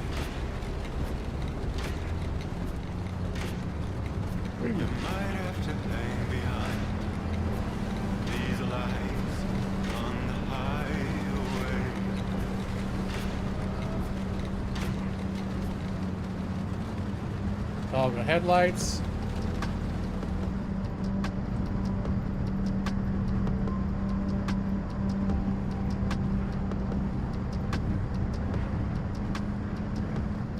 But yeah, the steering on a mouse is on the keyboard a little jank, but everything else just works so much better for me on mouse and keyboard. Like being able to look around and stuff. Oh, okay, things are getting a little weird. Warning? What was that? Something warning?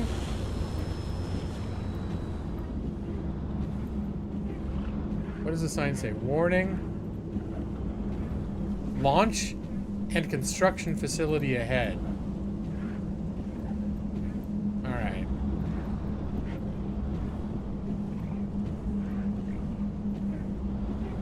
Alright, so this is the edge of the exclusion zone? Not sure. Dirt road over here. More warning signs.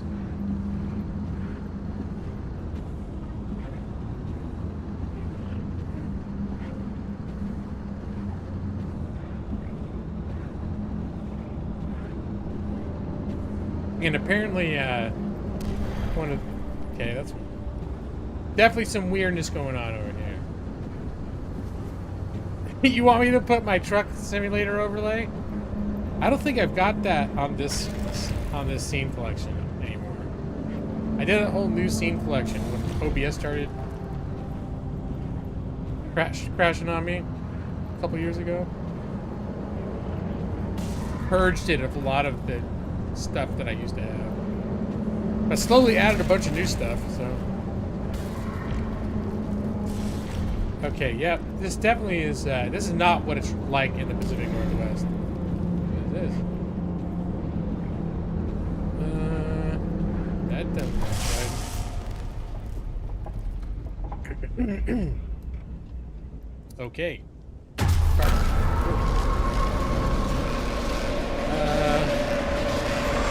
Oh! I'm guessing that's how I ended up in the exclusion zone. It, like, sucked my car into it.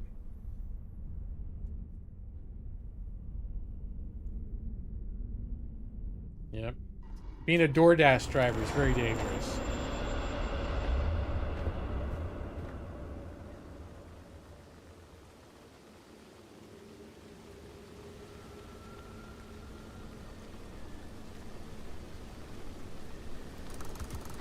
The Olympic exclusion zone. Yep, looks fucked up. Floating tires, not normal. Okay, I think this was my car. These floating car parts. All right, now it's I have an objective. It says get to safety. What does that sound? Get to safety, find transportation. I wonder if I'll come back and collect these car parts later. I guess I should. It says sprint. It keeps telling me to sprint.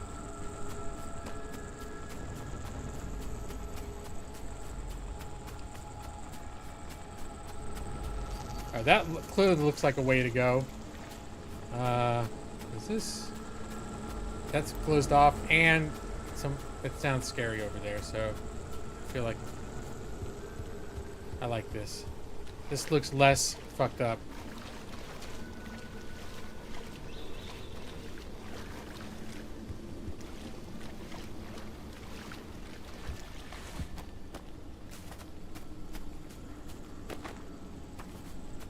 Yep, this is exactly what it's like living in the Pacific Northwest.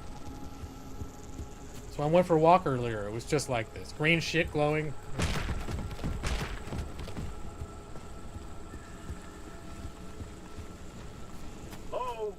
Someone out there? Hello? I could have sworn never mind.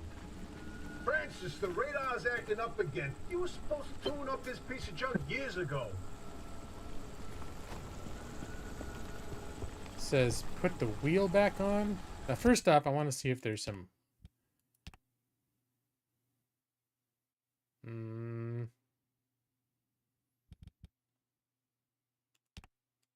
I'm gonna do a little bit of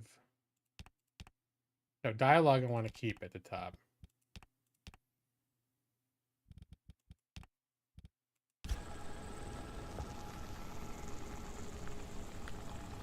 Alright. So... And when they say wheel, they mean, like, tire. Because the steering wheel is there. Ah, there's tire.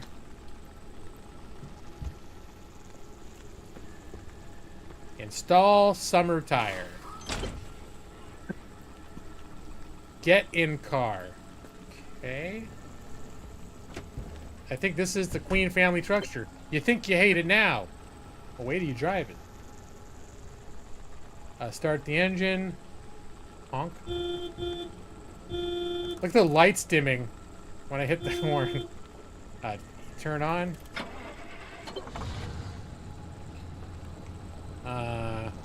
Ooh, everything is manual. Oh, the signal. Yes, it's back. It's back. This is Tobias Barlow and Francis Cook, located in mid-zone sector B. Do you read me?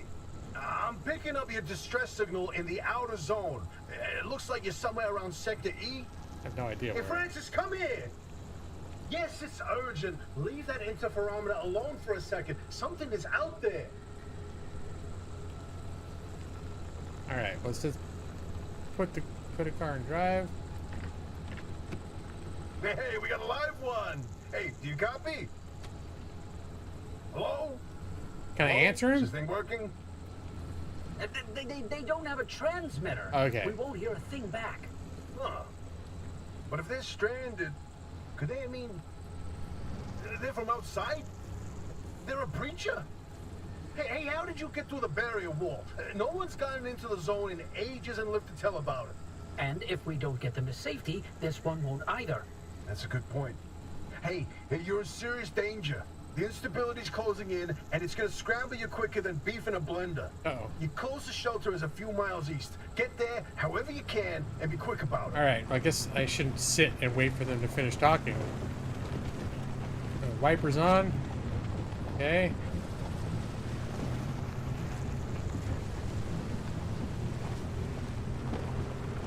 Not everything. No hand crank. No, it's not that bad. But this car is, well, it's like a big piece of crap driving on a muddy road on a rainy day. That's exactly what it feels like.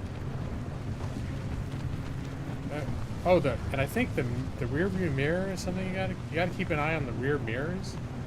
After the reviews, it's like, because shit will be like chasing you, or storms, explosions coming up. Oh, whoops. He said go east. I have no idea what direction I'm going. Turn on. Siphon fuel, you say. Okay, stop. Put in park. Alright.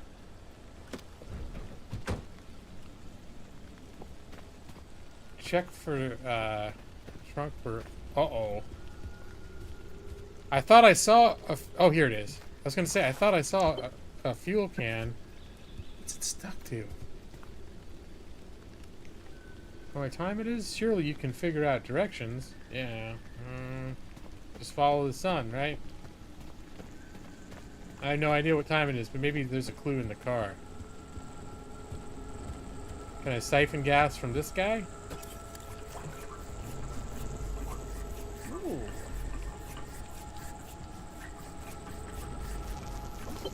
There we go. Oh yeah, cars. Seen better days. Queen family truckster. Fine automobile.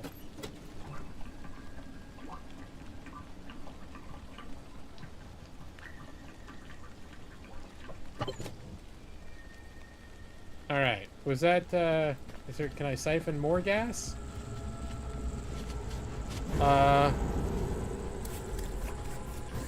Apparently not. But there's shit over there. Okay. Oh fuck. Okay, that doesn't look good.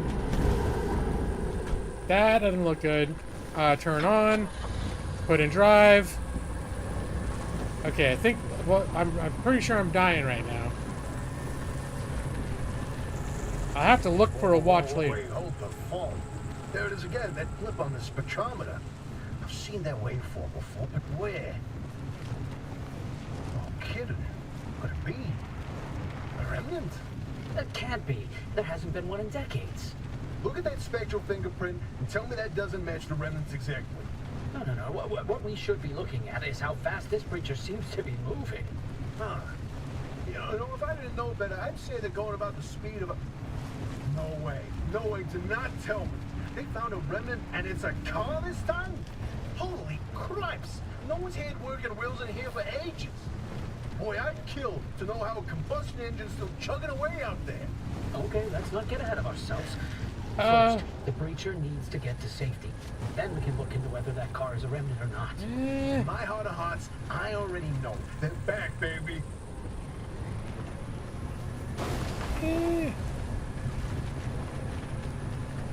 You think I'm supposed to be in yellow junk, Brad?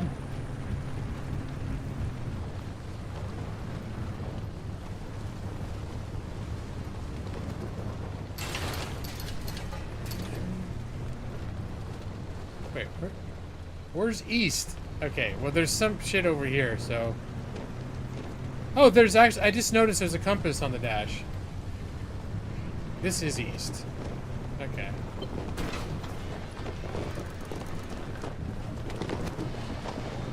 It's Oppie's Auto Shop.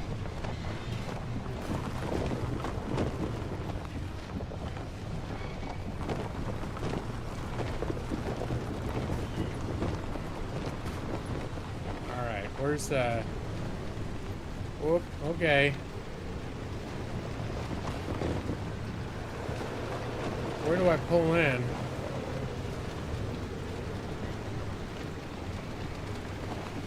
Now, this car has not got a very tight turning radius.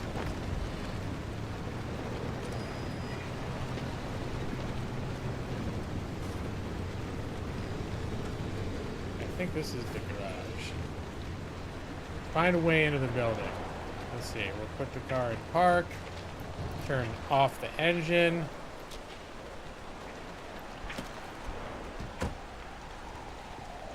Oh, I should put the store fuel can. Yeah, the steering wheel. You think I need to do some rotations? Yeah, it seemed to be pulling, like. Okay, that didn't open anything. Chain. Now, I feel like this is one of those games where like time is of the essence, so it's like maybe it's gonna be hard for me to. Who am I kidding? I was gonna say it's harder than usual for me to balance chat a game. But, yeah, let's be real. Even under the best optimal circumstances. Hey, here we go. And I do see there's... It's curious what's up here. Alright. I neither have the tools nor knowledge to fix a steering wheel. Jump in the yellow ring. I've heard the actual, mechanics of this game aren't realistic. Like, you repair the car by spraying foam on it. Okay, flip the breaker switch.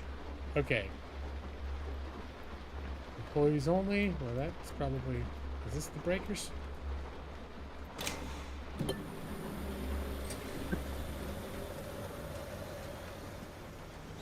Oh, God.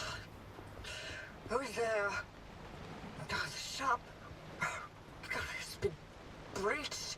You've got 5 seconds to get the hell out before I... Oh. Ow. Oh, my head. It's an emergency broadcast. Hello, attention. This message is for Dr. Ophelia Turner. We sent a breacher to your garage on, official zone business. Now, we have it on very good authority that this person is in possession of a remnant, which has taken the form of a car, and, well, Get off the remnant thing. She's not gonna care.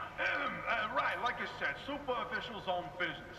Protocol, demands that you keep them alive until we can get them to safety. Now, if you do not comply, I will occupy this broadcast channel with a recitation of the entire collection of poems I've personally written. That's 10 years and 17 volumes and...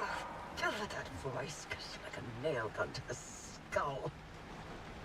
So, another breacher, huh? How do you outsiders not understand that Arda didn't build that 300-meter wall out there for fun? Unless you're one of the unfortunates who got zapped through. Wait, I just remembered. I don't give a damn why or how you got here. You're trespassing, and I'd kindly like you to get the hell out of my zone. Where is she? Unfortunately, the barrier wall is as fortified against breachers trying to get in as it is against anyone or anything trying to leave.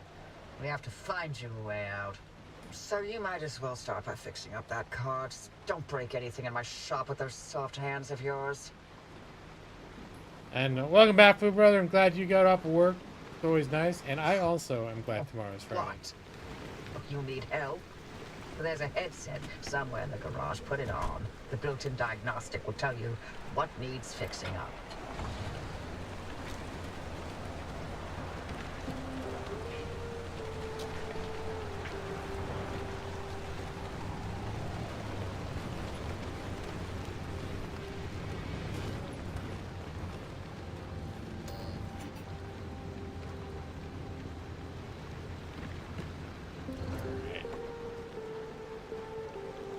Okay. How do I get out? There we go.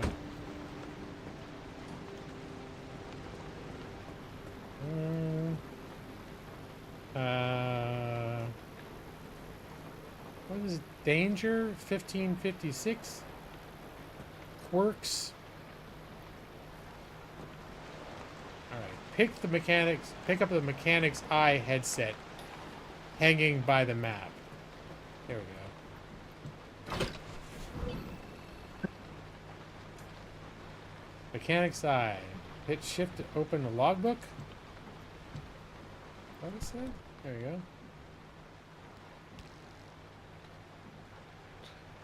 Car abilities. Certain components and equipment that you will install in your car have abilities that need to be activated. You can assign controls up to 4 of these using this small panel on the left side of your dashboard.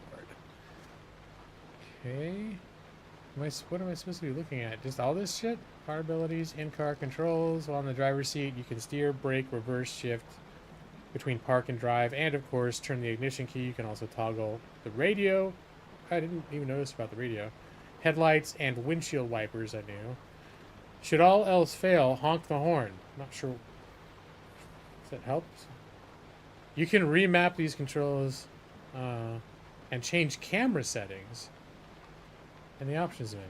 I wonder, I don't think there's a third-person camera. I think you have to do it inside.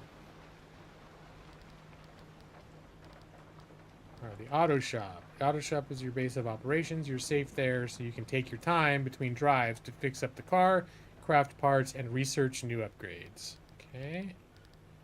Movement and interaction. While on foot, you can walk, run, crouch, and jump. You can also pick up, drop, throw, kick items, and certain objects you come across. You should you come across any buttons and keypads, feel free to press away. You can remap these controls in the options menu. Okay. This is lit up.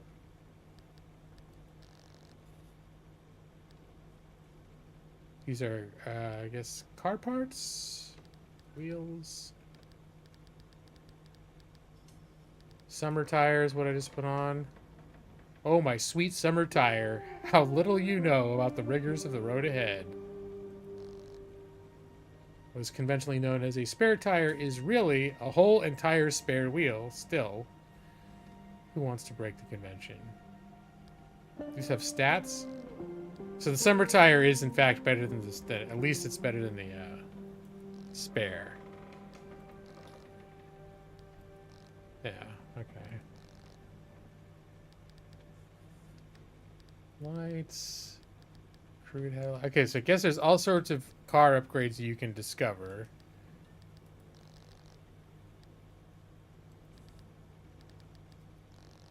Arc Dock, advanced version of the Arc device, is able to administer rudimentary pain relief and first aid to the occupant of the driver's seat. Oh, you got like a car that can heal you? However, the energy this requires will put a substantial drain on the battery. And apparently battery power is like a real thing that will fuck you up in this game when you're trying to get away from shit.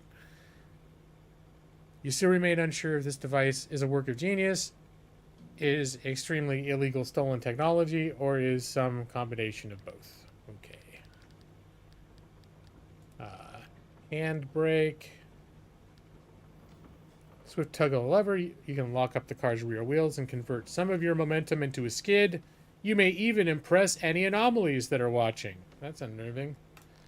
Cardboard boxes. In Britain, they call this area the boot of the car, but they didn't win the War of Independence, did they? So now over 300 million Americans are free to call the back storage of their automobiles whatever they like. How's that for humor? And they spelled humor without the U.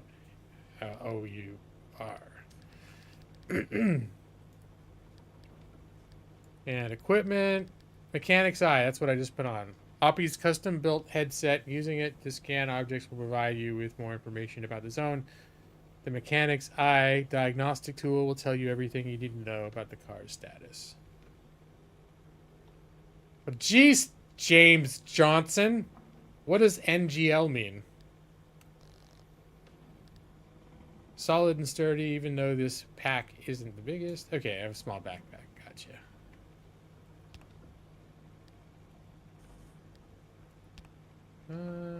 Was I supposed to be looking at something here?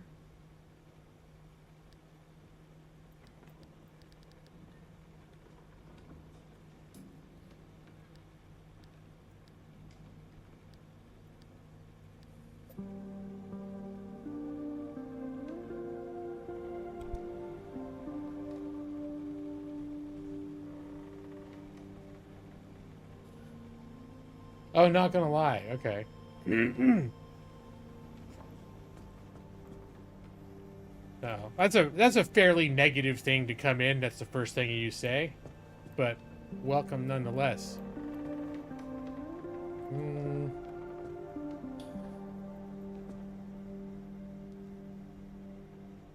I think I actually like a lot of games that people consider boring too. I don't think I'm going to consider this one of them. I already almost crapped my pants a couple times. Tend to your wounds at the first aid station. Okay. It'll probably be boring watching me learn how to play it, though. Fix the car. Pull the car in. Isn't that what I did? Am I not all the way in?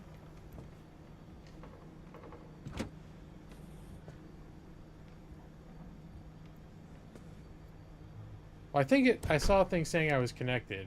But just in case.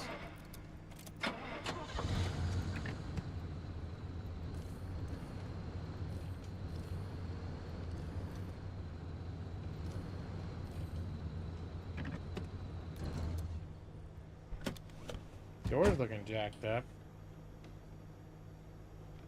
You don't think it's really former NBA journeyman James Johnson? I don't know. Well, maybe if he is, the problem is his joints are achy from all that basketball at such a, you know, advanced age. I know my joints get achy when I exercise too much. Doesn't make me crabby, but maybe for some people, you know. I put the wheel back on. Wait, the wheel? That tire looks like shit. Oh, the wheel's gone again? Where'd it go? I don't remember the wheel going out.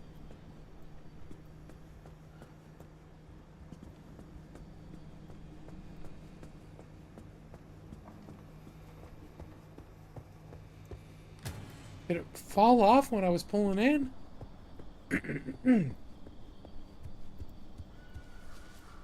I guess it...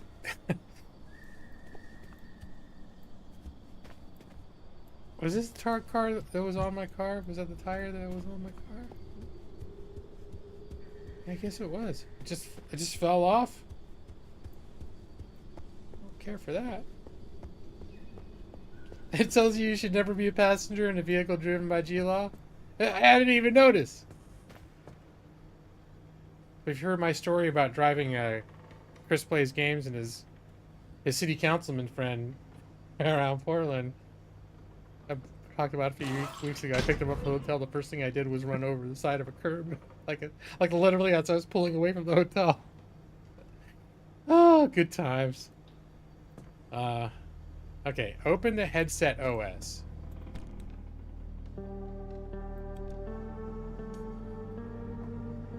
What is that? What is that? Is that the shift or is tab key?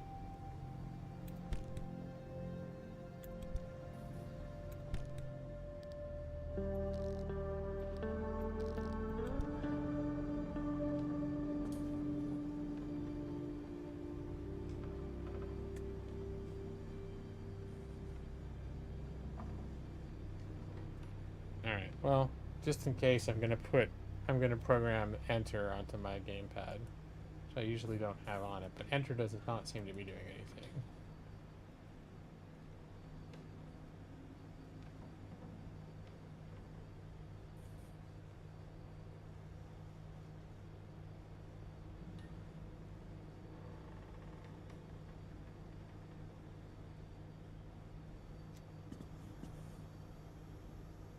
Let's see, add.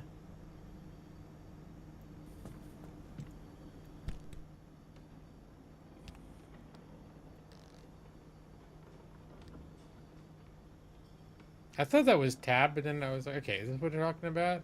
Crude door. Pin to checklist.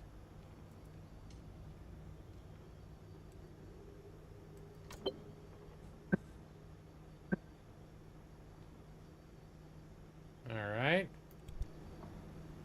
Gather items from the abandoned car behind the garage for your checklist. Oh, and there's the to-do list on the left now of things that I need. Apparently, I need a broken glass of wine, a monocle, a beverage, and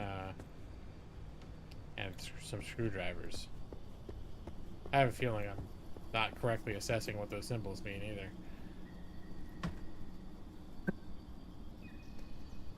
I need a pry bar. Okay.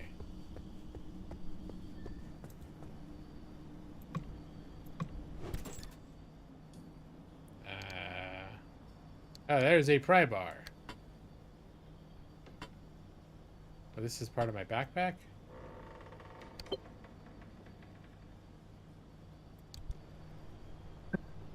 Equip pry bar. Open inventory. Everything is tab. Okay, how do I equip it? Equip.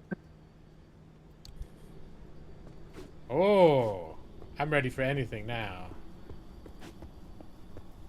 Eat the monocle. Thanks, Brad.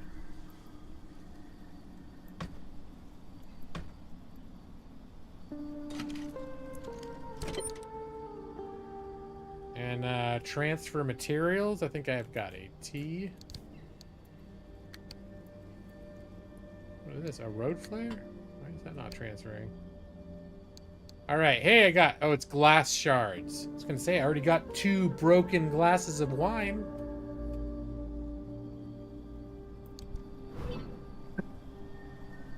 Alright. Road flare, okay.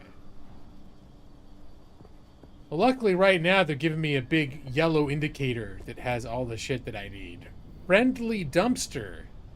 I don't like the fact that the dumpster has a disposition. It makes me worried there's going to be an unfriendly dumpster at some point. Okay.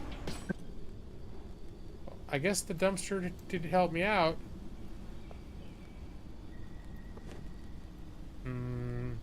A scrapper, huh?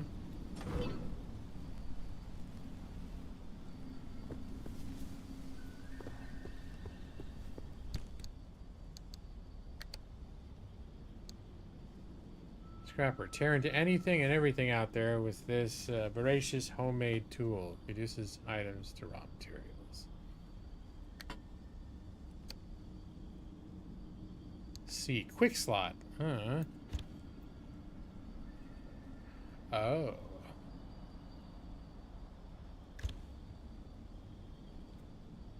Hello. Alright, what did we do? Oops. I don't know if it matters where I put this shit. I'll make this 3. Yeah. And then can I switch between stuff easily? 3, 1. Okay.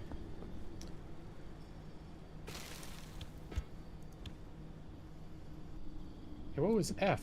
Oh, I can sweep too? I mean, I don't know why I want to, but looks like I can. Or kick the ground? I don't know what that's for. Alright, so I need to gather items from behind the garage for my checklist. Radio, computer.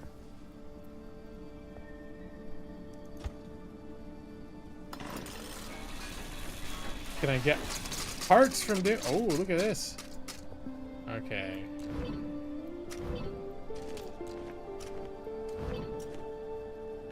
That got me some soda or whatever.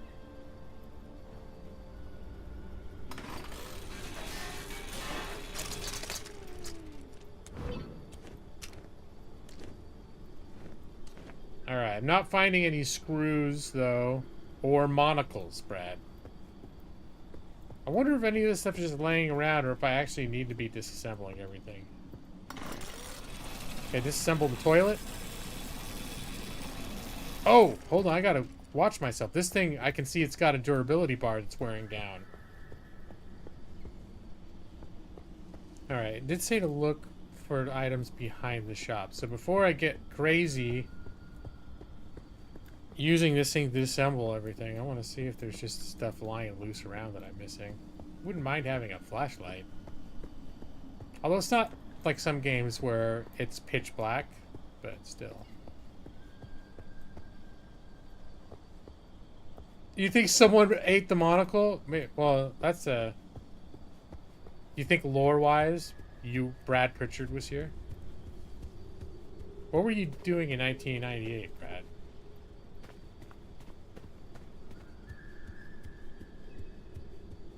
Because if I discover a monocle has been eaten, you're the first person I'm going to suspect.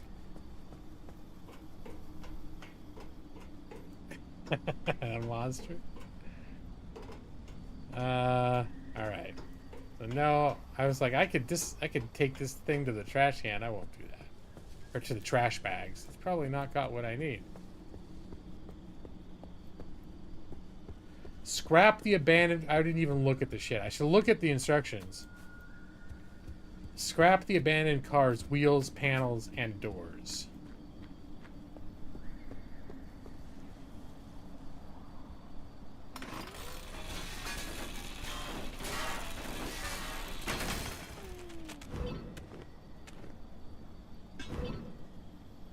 Alright, there's rubber.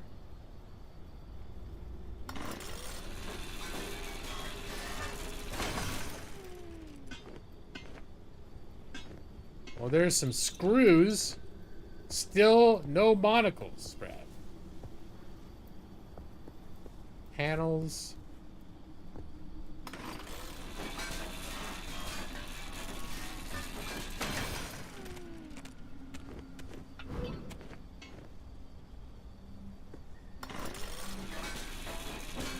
You were not in the Pacific Northwest? Alright. Yeah, but this is like the exclusionary zone. Maybe you popped in, you used a quark or some sort of Schrodinger trick, and you popped in, ate a monocle, and then you were back in Ohio again.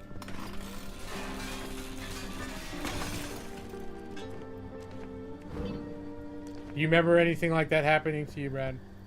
Around about 1998? Hey, I did find one monocle. It's probably a nut.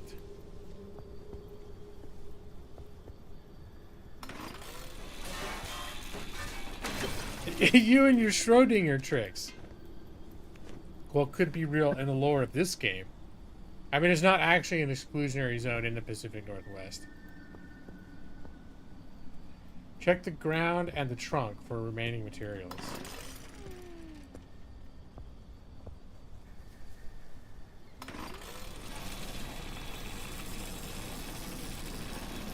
Well, apparently I cannot disassemble the fuel tank. Hey, there it is. Craft a crude door in the shop. Alright.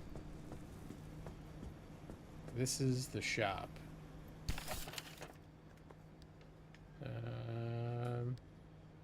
Here's crude door. Craft. Alright, I have done it. Yeah. Put it here. Hey, look at that. I mean, this car's starting to look swanky having 4 doors and everything. Why am I out on the mean streets running from my yellow circle? Well, this is a part of the game that, as our good friend, whoever it was, James Johnson said, this is the boring part, where I'm figuring out how to craft shit.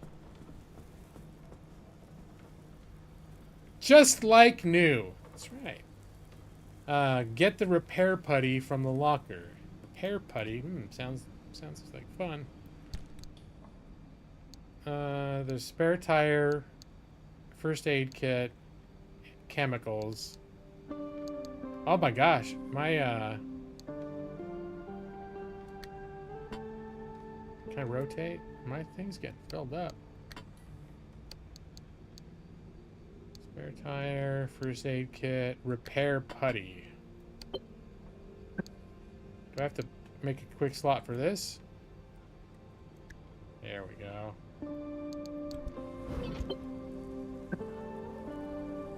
Repair. Use the repair putty to repair the car. Let's see. Well, I'm assuming just about every surface on the car needs to be repaired. But there's some worse things I could think about. Okay, yeah, this panel up here is looking pretty effed up. There you go. That's just how you do it in real life, too. You throw the repair putty and it... So that's what this panel looks like repaired, huh? Okay. You say-so, buddy! Let's hit the worst stuff first. Oh, there is no panel there. This door's pretty fucked up.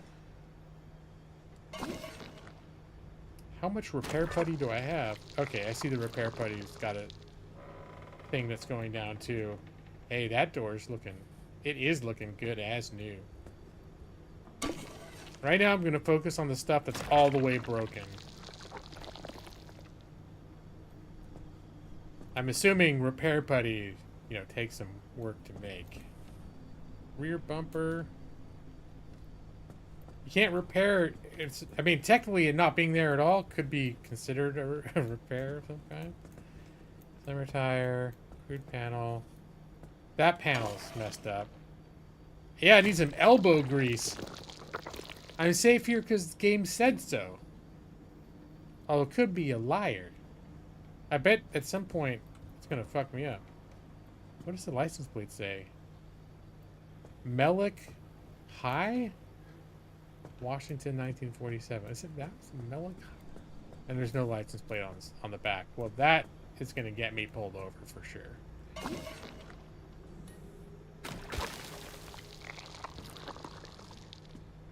I feel safe. Yeah. I don't know why it's safe, but it is. I guess a relatively in-shape bumper is a good thing. Oh, I guess I've got a lot of this repair shit. Windshield seems relatively intact. Crude door. The gas cap doesn't seem to have a durability on it.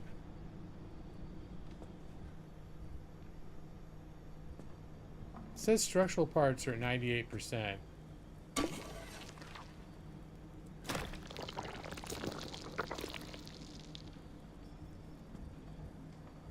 Oh, this crude door. Maybe this is it.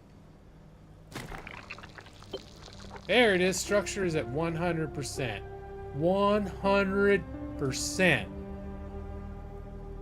Scan the flat tire. How do I do that? C. Okay. Ooh.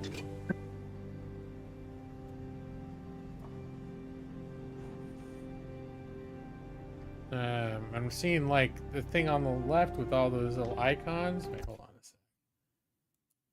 There we go. Front left wheel. Okay, what do I want me to do? Repair the flat by crafting and using a sealing kit, or replace the flat with a spare tire found in the locker. Well, I want to craft a sealing kit. Can I do that in here? Repair putty sealing kit. Hey, needs duct tape, rubber, and glass shards. I have all those things, so this is going to represent the last of my available duct tape.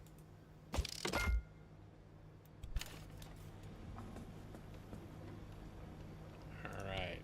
So, we're gonna... Oh, this one... I have... No. Repair the flat. Hey, there we go. Scan the loose wheel.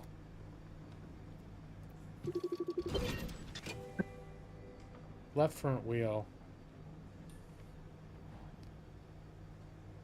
Fix the loose wheel. Get the mechanic's kit from the toolbox. I mean, I'm glad they're highlighting all this shit for me right now, but I have a feeling that when I need to do it on my own, I'm gonna forget half of this shit. Like, what am I supposed to do now? Scanning the toolbox supply container. Okay.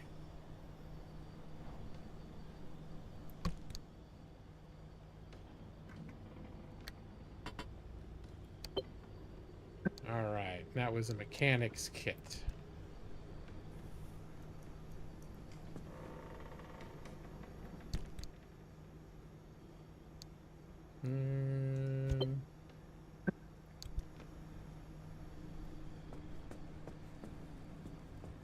Remember, I'm repairing this tire. Oh yeah. Oh, that thing, the mechanic's kit was not built to last. Okay, install cardboard boxes in the trunk. Didn't I see some cardboard boxes in the other trunk? No. Hey, here's some cardboard boxes. Warning, hands only. Okay.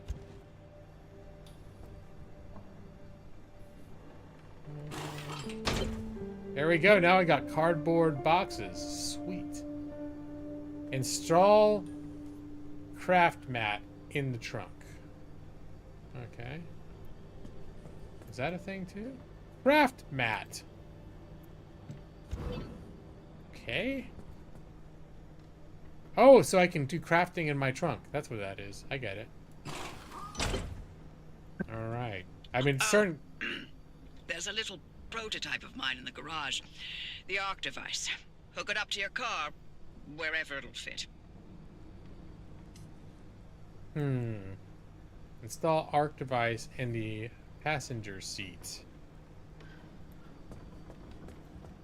Arc device.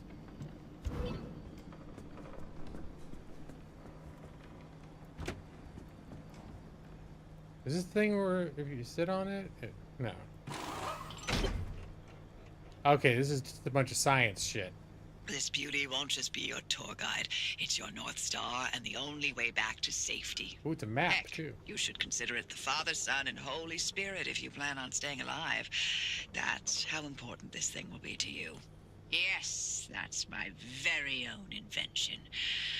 I'll tell you more about it if you live long enough to use it. Yeah, one of the people that was talking about this game said this is a little bit like the DeLorean from Back to the Future. Like, you add all this weird tech to it that makes it do, like, teleport through anomalies and shit. Crazy stuff. Not at all like a usual car. Okay, get the first aid kits from the locker. And I'm supposed to get 2 first aid kits from the locker?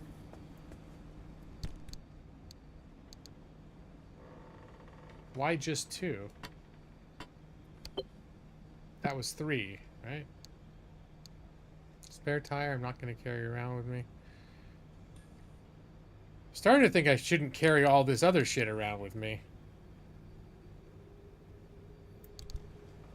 Just drive through the anomalies like a man. Okay, store items for your drive in the car trunk. Alright, and it was said the scrapper, road flare, first aid kit, and fuel can. So, scrapper...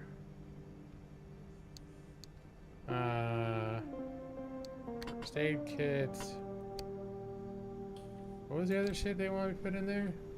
Road flares.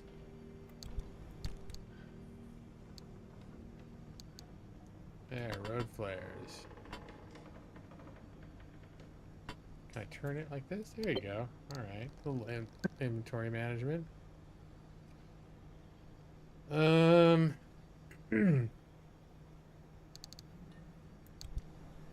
Pick up the gear. I'm starting to think I should put a bunch of this shit in here.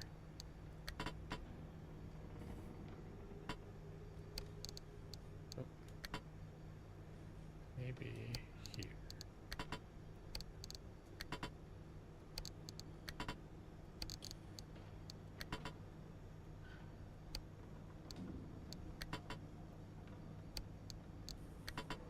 It's probably not the best thing. I bet I should be keeping this thing clear and dumping this stuff off in the locker. But I'm sure I will learn in time the best way to manage my inventory. And I know you guys love watching me manage inventory. Pick up the gear blueprint by the front garage door. Okay. Ooh. Pick up the impact hammer blueprint by the front garage door. Oh, it's here.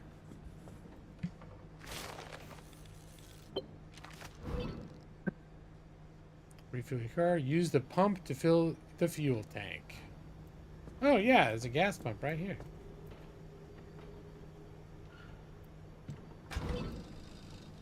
As long as I don't share fun facts, alright. Don't worry, Brad. I won't. On occasion, I would. But it's not my usual thing. I think you realized. I do share facts, but they're not fun facts.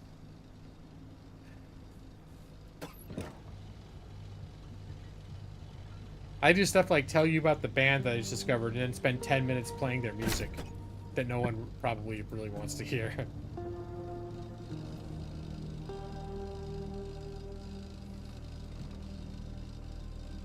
How do I put this back?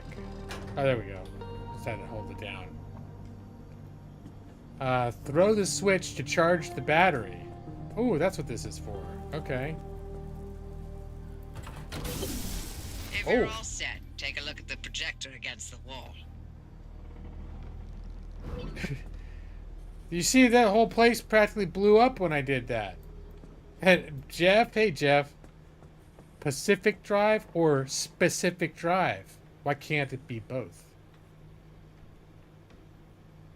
Although Pacific does seem very broad. Okay, select the destination using the map on the wall.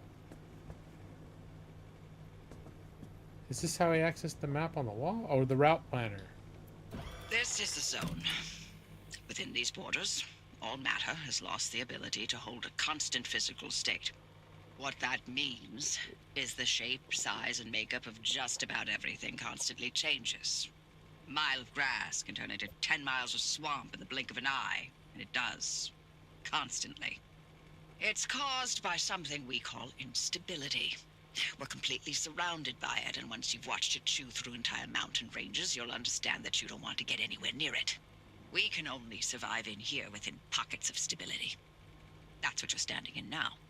And that's what you're seeing mapped on the route planner. If we're going to find you a way out of the zone, you'll need to build a new antenna. Until then, you won't be able to detect stabilized routes beyond your immediate area. So, you've got to go hunting for parts, and that means taking a drive. Go on, pick a route. The arc device in your car will then show you where you need to go. Well, it looks like, Looks like I just have this place to select. Off you go. Make a left out of the garage and follow the access road. So this location is a radio station, damp forest, residential, junction conditions, perpetual stability. Alright, that sounds nice. Get found by eating Taco Bell and lighting your farts. Now I wish I still had more Taco Bell left. I already ate all of my Taco Bell. Maybe I choose the wrong menu items. Does not result in me having a whole lot of things to light. Not any more than usual though. Haven't been sitting here secretly, it just hasn't been that way. After all that work, you hope I don't make it? Brad, that's not a nice thing to say. That was not a nice thing to say, Brad. Don't be like that guy whose name I forgot. That was negative. Okay. Get on the road. Oh, look at all this stuff we got in here now. Okay, we've got, oh,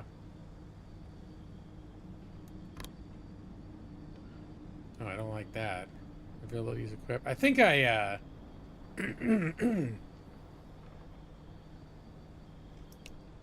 change ability.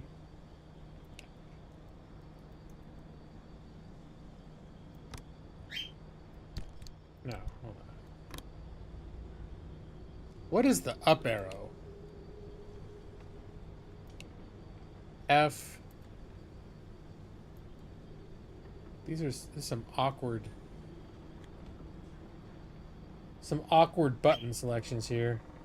All right, Chauncey's starting to do her traditional 10 p.m. get noisy thing that she likes to do. Control. Why isn't control doing anything? Do I have it set on there? Control, I do have it set on there. Spacebar does a thing. Control. Maybe it's right control? No. Alright. Nothing's equipped. I think I am going to take a moment to cover up Chauncey, because part of the reason she gets weird is because it's late. She starts getting weird and crabby if she's not covered. She'll just get weird and crabby when she is covered, but yeah, give me a break. I might grab some nuts too. Brad, would you like that? I think I have some almonds. Feeling a little snacky. Yeah, negative Nancy, exactly, Jeff.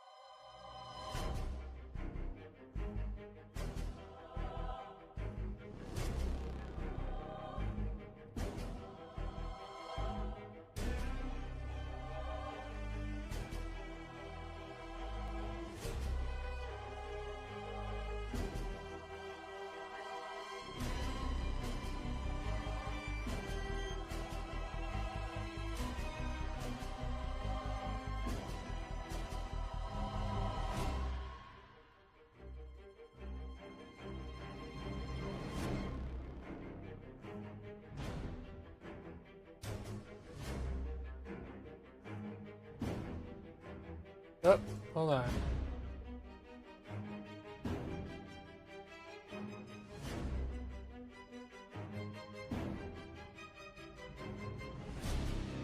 There. The illusion has been preserved. That I'm not in a messy room with a pile of laundry back there. I am instead in this place. So, but it doesn't take much to wreck the illusion. But here we go. Nope. I like my green screen though. It pleases me. Alright. And I'm not going to make a big show like Brad would like where I do the tight zoom on my mouth and eat the nuts, but I'm going to eat some nuts right now. I'm feeling like a snack. And it will be crunchy. I'm just not going to make a spectacle out of it. What if Joss were here? It's probably already too much.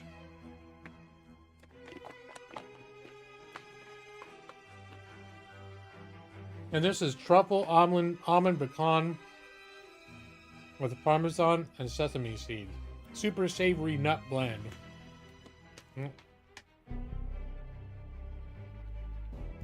Sunwick. Good stuff.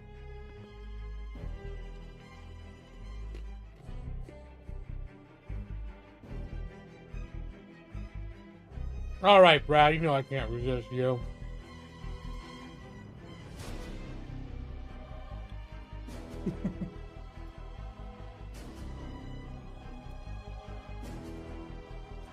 All right. Yeah, we'll keep some of them.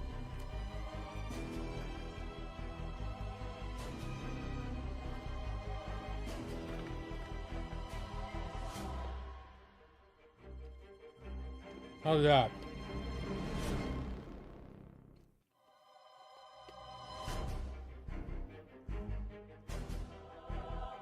No, actually, I think Chauncey's getting weird and a little bit weak.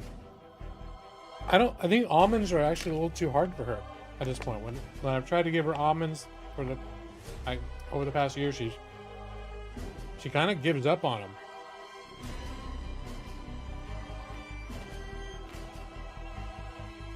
them. That's some good almonds, though.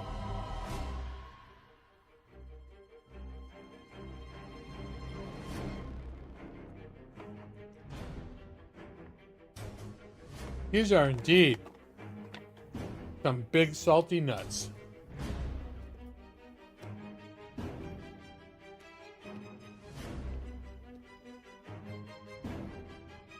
All right. That's enough. That's enough of that weird. That's enough of that.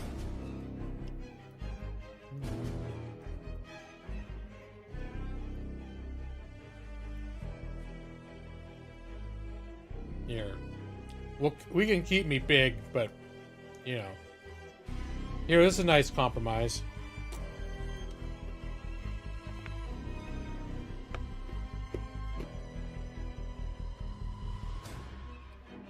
But some might argue that zooming in that much while I'm eating nuts or any time is weird, you know?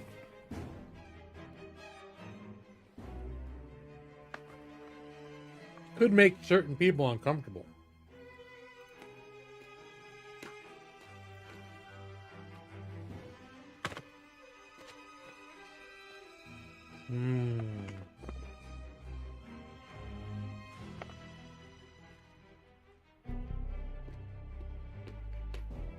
I'm just gonna sit here and eat nuts and not talk. Do you guys want to hear more mother?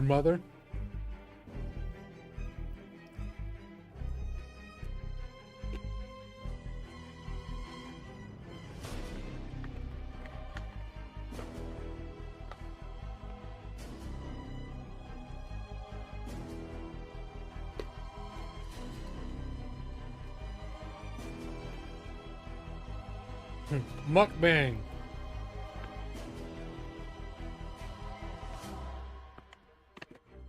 I don't know, there's only like this much here. I don't know if there's enough nuts to constitute a mukbang. Isn't a mukbang when someone eats a... It's not just eating, it's like eating a stupid quantity of food, right?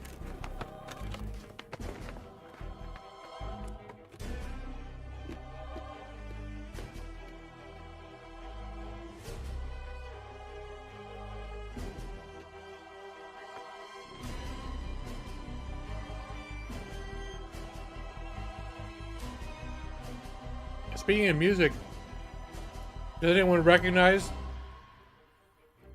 the music it's playing? Pacific Drive is so new that when I did a YouTube search for the original soundtrack, nothing, well, one or two songs came up, but they were like radio, like songs, lyrical songs, which I don't do as background songs. So I combed through my library of songs from other games, and I was playing it while I was watching the footage for this background video. And when I came across this song, I was like, yeah, this one fits.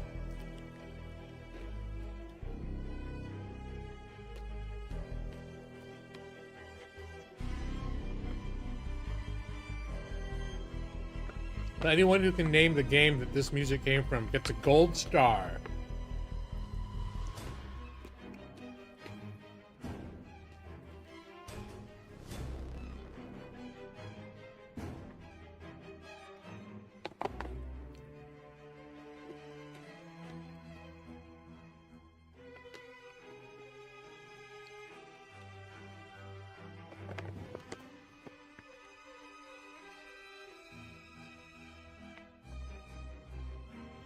Nope, but that's a good guess. I will say, on the spectrum of games you could have guessed, that one is pretty warm. But it's not Alien. And it's not an Aliens game either. But if someone guesses, or when I reveal the game, you'll probably understand why I say that you're warm. Because I would argue it is a game that plays a lot like Alien Isolation.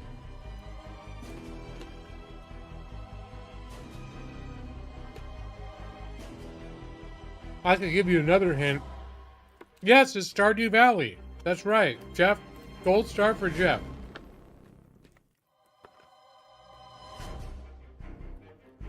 When am I going to play House Flipper 2? When two things have to happen. A, I need to be in the mood to play a House Flipper game at all, which sometimes I have been, and I've really enjoyed it.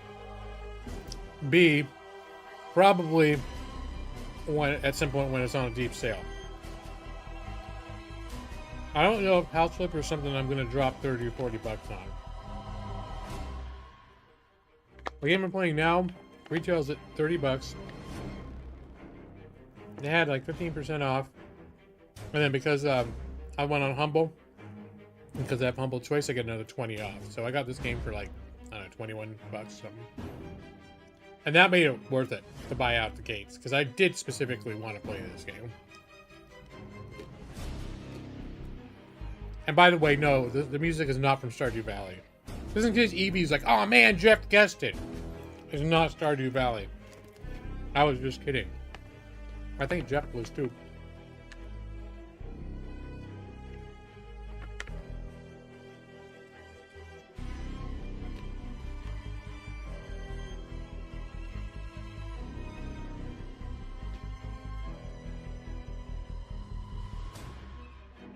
Under Armour Doctor Who shirt. Yeah, that's exactly what it is, Brad. No, not Marvel Midnight Suns.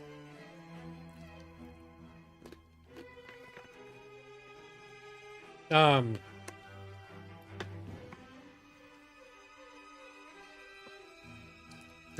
gotta drop a hint that would probably. Now, I will say, it does play very similar to Alien Isolation. So, Midnight Suns plays more like XCOM. Very different game, but like the actual like gameplay mechanics of this game are in many ways very similar to the game. Like, the way you play the game is the same.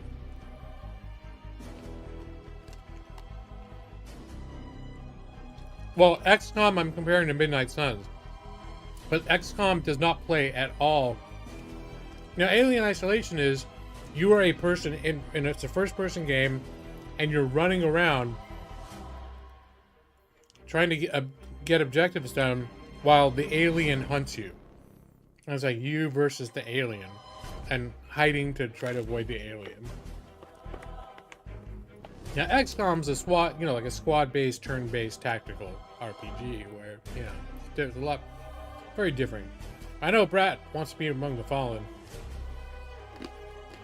When I was thinking about music for this game, I was going through all the intro videos to all my old games that I've streamed before.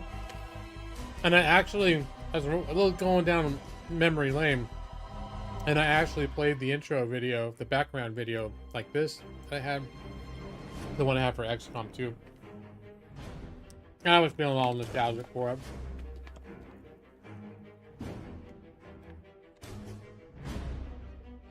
Yeah, you were one of the endgame survivors, weren't you, Brad? You and Evie, you both were. When I finally beat the game in 2017. Was it 2017 or 2018? It was a while.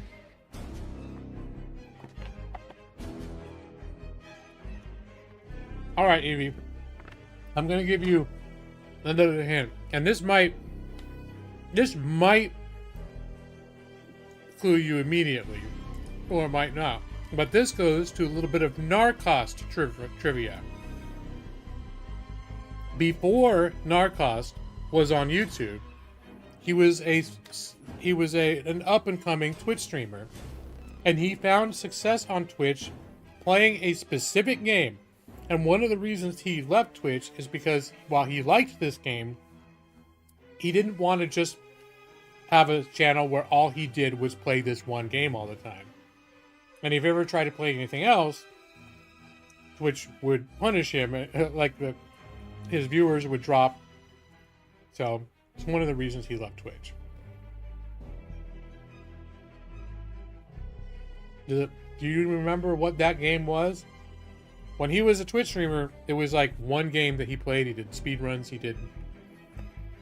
and as a YouTube streamer, he used to talk about his experience on Twitch and playing this particular game. And as another layer, I have streamed this game on my channel multiple times. We'll say specifically in Octobers, I have streamed this game in its entirety probably at least 3 times on my channel, like from beginning to end. Gold star for Evie. It is Outlast. This is the end, at the end of Outlast. When you finish Outlast and Whistleblower, the DLC, and the final credits roll, this is the music that plays when the final credits roll.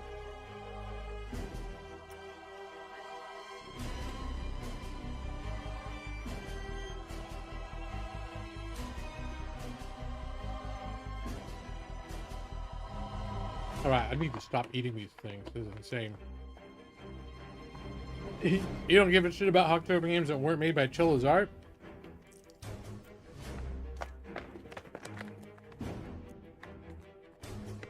Is that true, Brad?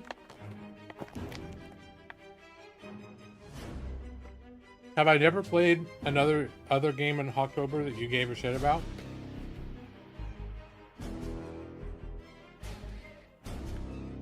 And I know certain ones you don't like Dead by Daylight for sure.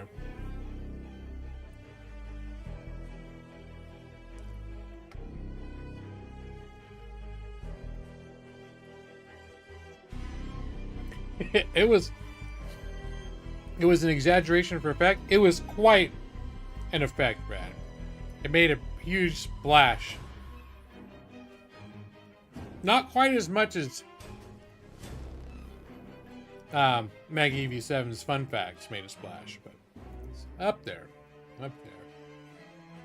with some of the greatest moments of tonight's stream.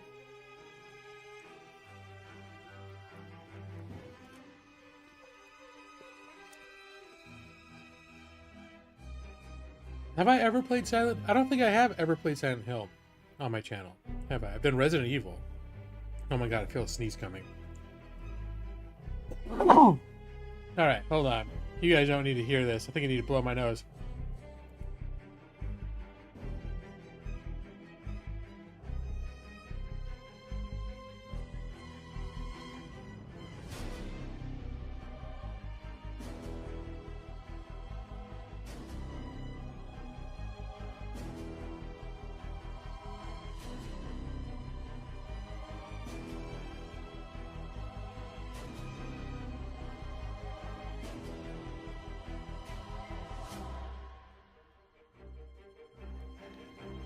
They're supposedly now. I'm picking nuts out of my teeth with some floss. You don't need to see that shit either.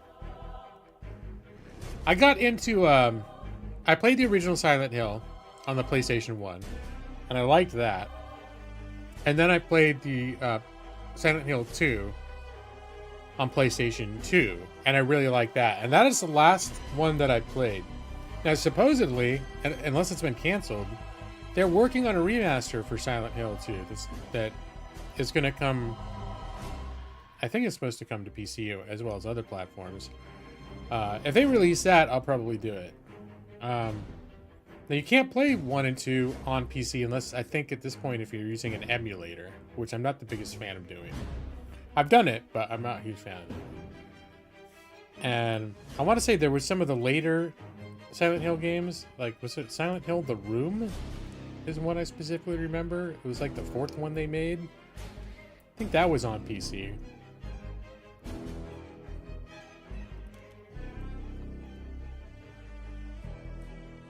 It was supposed to be decent, but I don't know if I ever got it. I could look at my library and find out. One of those games where I'm like, I can't remember if I ever bought it or not. I know I never played it. It's the only one I can specifically remember being specifically released on PC. And no, in fact, I own 0 Silent Hill games. Was it Silent... Well, I think they did Silent Hill 1, Silent Hill 2. I think there was a Silent Hill 3. And then they released Silent Hill The Room. I don't think they put a number on it. In fact, now I want to look it up. It just in Steam type Silent Hill and then search.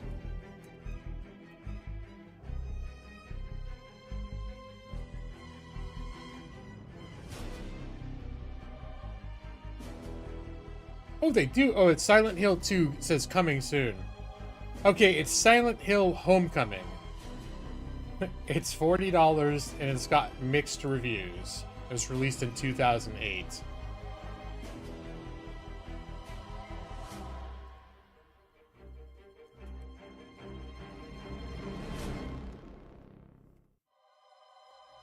I don't know where that fit into the series. Let's see. Silent Hill Homecoming. Homecoming. Overview.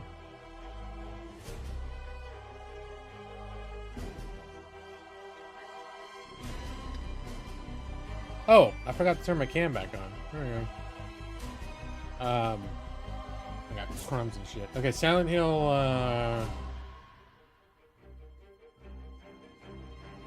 I'm trying to see how where it fits into the rest of the series. Plot, development. Silent Hill series. Oh, I guess it was called Silent Hill 4. There was one called Silent Hill 4 The Room. I thought that's the one that was on Steam, but apparently not. So, okay, it says later. There were 4 games: Origins, Homecoming, Shattered Memories, and Downpour, that were developed by other studios, mostly Western developers. So they're almost like just spin-offs. They're not part of the series proper.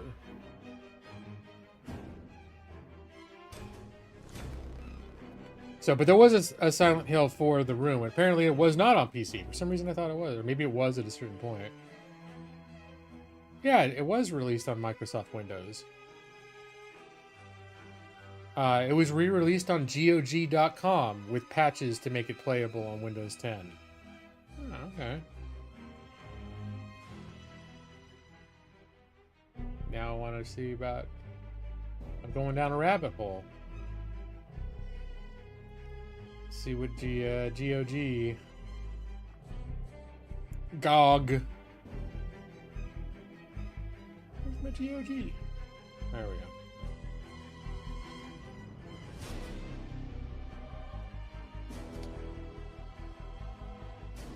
Silent Hill. There it is, Silent Hill 4. Sells for $9.99 on Good Old Games, GOG.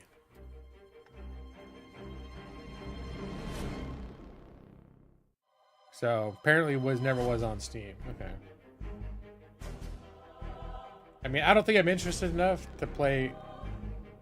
Well, they did patch it to run on Windows 10, so that's good. So, good thing about GOG is sometimes you find these old games that were on PC like 20 years ago, and if you still somehow own a digital copy of it or even a disc copy of it, if you try to install it on a modern machine and play it, it will not work out well for you.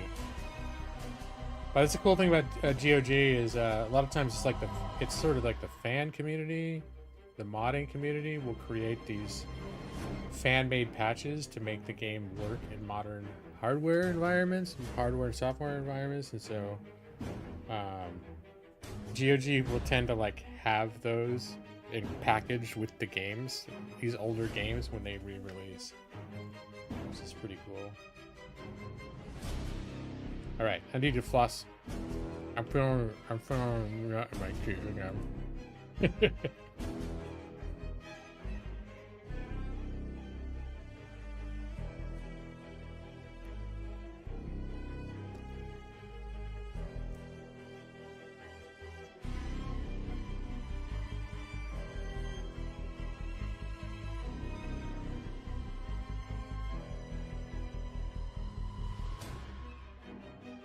All right, let's get this.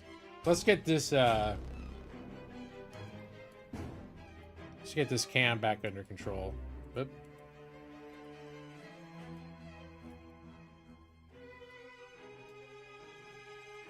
There. That's a more reasonable size for me to be on the welcome screen. 45 seconds of gameplay.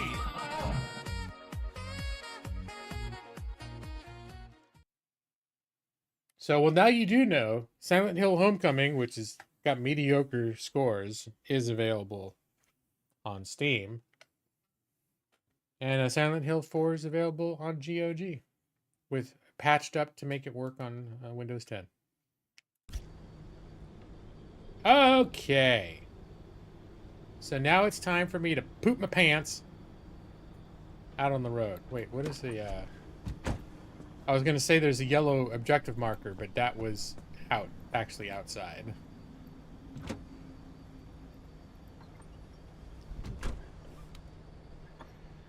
Yeah, I think when I was saying there was a Silent Hill game on PC, it's actually supposed to be like not half bad. I think I was thinking about The Room, hearing people talk about The Room. Probably not Homecoming. All right, let's do I need to interact with any of this stuff? Oh, no. No? Okay. Pin waypoint. Pan? What? Okay. V show legend? Oh. U waypoint arrival road. That's the exit road. Okay. That's interesting. Can I look at some of this other stuff? It's 17:52, 17:53, 17. So it's almost 6 p.m. in the game. What is that? Is that armor? Just sort of trying to see what all this shit is. Like, I can't tell where the battery is or the fuel gauge. Let me turn the... There's the fuel gauge. Bright and shiny, front and center. Oh, and there's a battery gauge on the left there. Alright. Probably that yellow means it's already dying just from me turning it on. Alright. Away we go. Wait, what was... It stopped... Oh, whoops. It stops telling me what everything is. Alright, I'm gonna need those headlights on. Actually, why don't I keep those up? It probably drains the battery if I don't need it yet. Well, now that I've fixed up the car, I feel like I'm riding in style.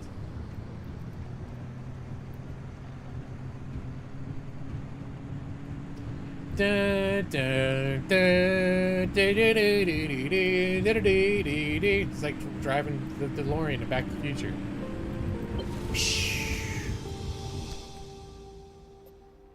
3 hours, huh? I thought it was teleporting, but I guess this is actually... I'm actually driving there. It's just like doing fast travel.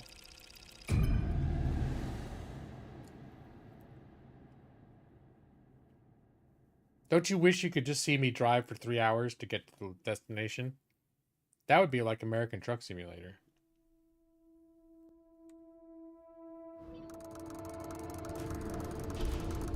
Oh, now it's 8:30 in the morning.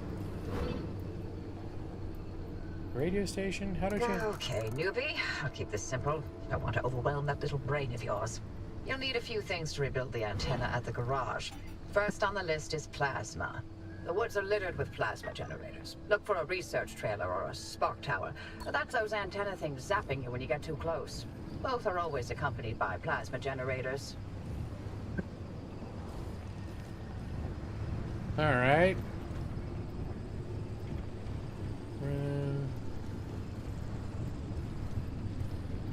Collect and scan a plasma generator. Hold on, let me look at the map. Ready?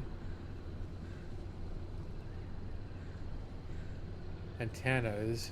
Okay, I'm not The ARC device is picking up on some plasma generators nearby. Your headset has a built-in scanner. Use it on the plasma generator, and it'll figure out the tools you need. That looks like a... That looks like a plasma generator. Alright, let's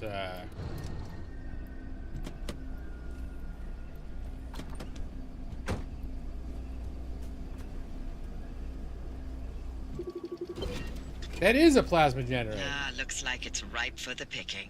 Can't get at it with your hands, though. An impact hammer will do the trick.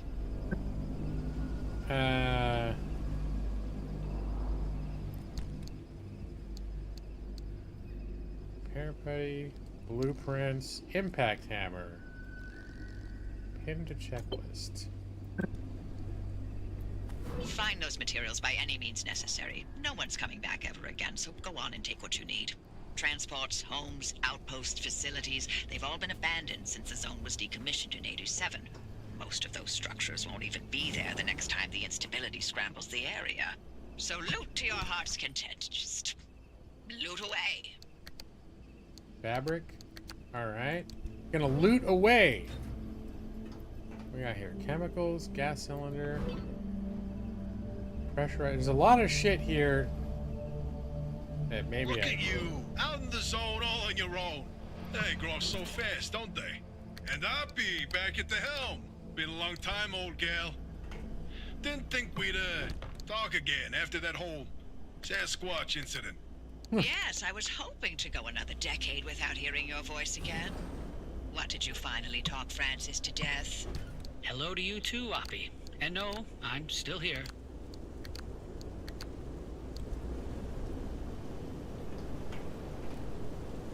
Wait, did I get all the materials I needed? Where's my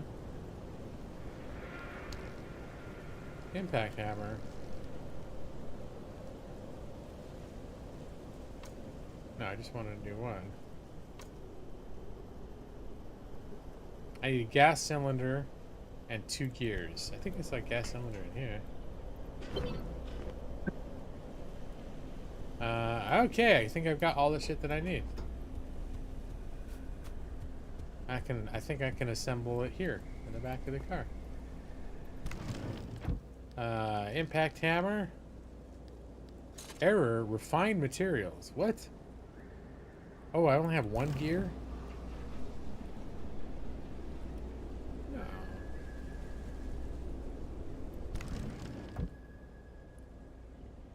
Material source, duct tape, impact hammer. Error, refined materials. What does that mean? Gear? It says I only have 1 of 2. But in my inventory, I think it says I have 2. Oh, gear.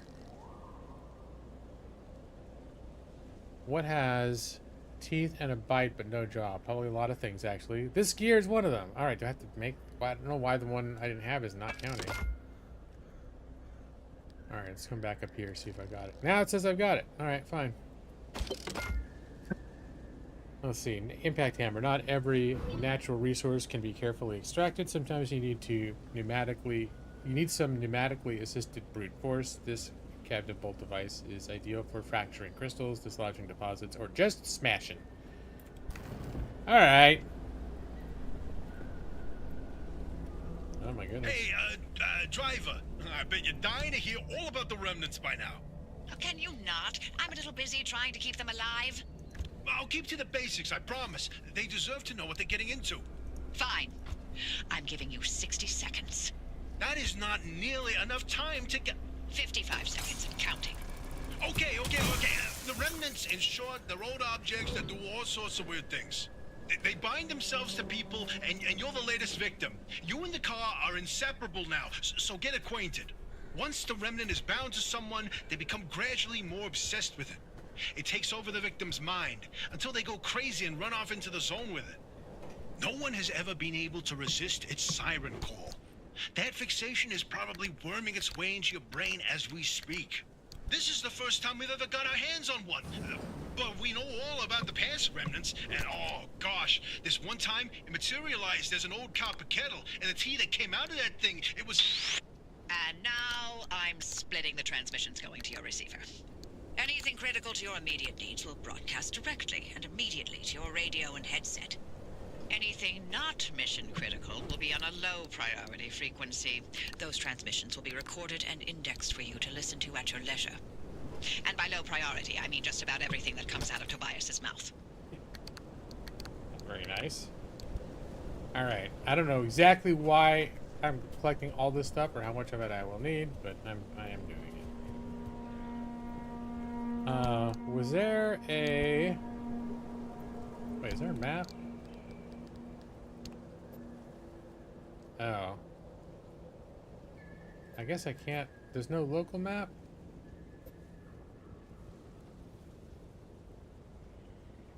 Missions.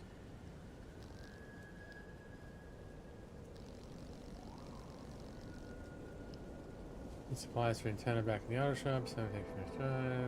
Okay, so I need plasma specifically. You like the guy, but you hate the fancy woman. She's annoying and rude. I won't disagree. I finished watching Ozark, and now I'm on like a, I'm on a Jason Bateman kick. So now I'm watching, for the first time, I'm watching Arrested Development. And the lady reminds me a little bit of the mother from Arrested Development, an insufferable woman. What is this? Canned food?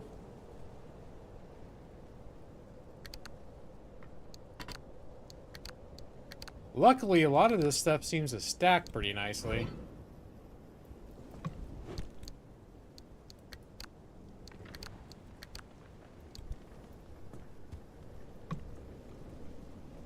Backpack.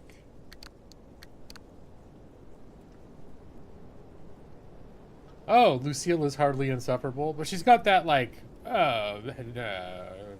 whatever, that stuck-up thing going on.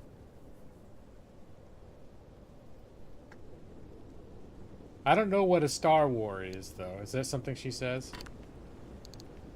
Black paint, huh?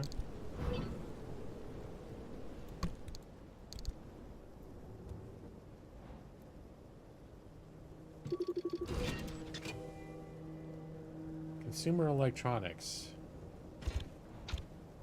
Do I have a scrapper? Road flare, impact hammer, pry bar, repair putty. I thought I had some kind of a... What was that big giant... Oh, I put it in the trunk. That's right.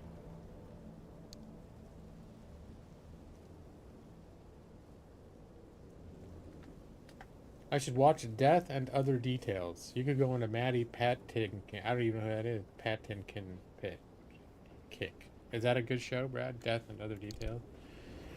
I I ended up quite enjoying Ozark. I put it off for years, but I think it just ended in the last couple of years. I ended up really liking it. And then, not that I've had anything against Jason Bateman, but after watching Jason Bateman for all the seasons of Ozark, I suddenly was like, I want to watch more Jason Bateman. So, hence, I've always meant to watch Arrested Development, and now I'm watching it, and I'm enjoying it. I think I'm like 7 episodes into the first season. Okay. How about this paint business?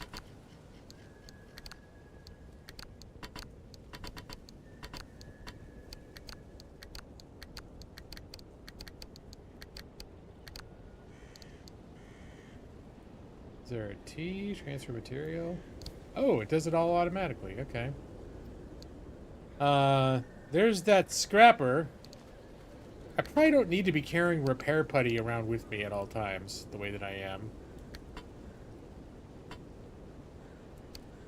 And I probably do not need to be carrying 2 crowbars around with me.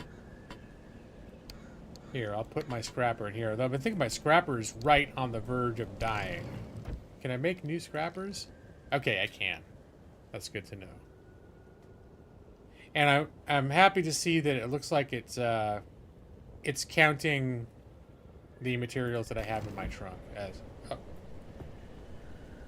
Okay, I thought I was hearing noises.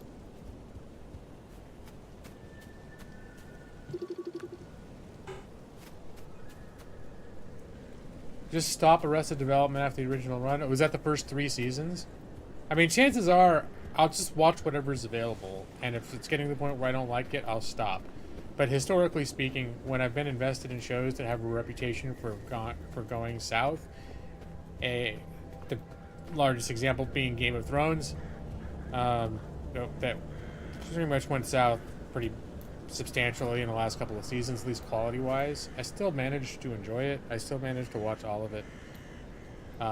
What I have more trouble with are shows that take a while to get going. A big example of that is Parks and Rec, which I've been assured by many people is a really good show once you get into it, but that the first season or season and a half is rough. Has a rough start. And all I've experienced is the rough start and not being amused by it.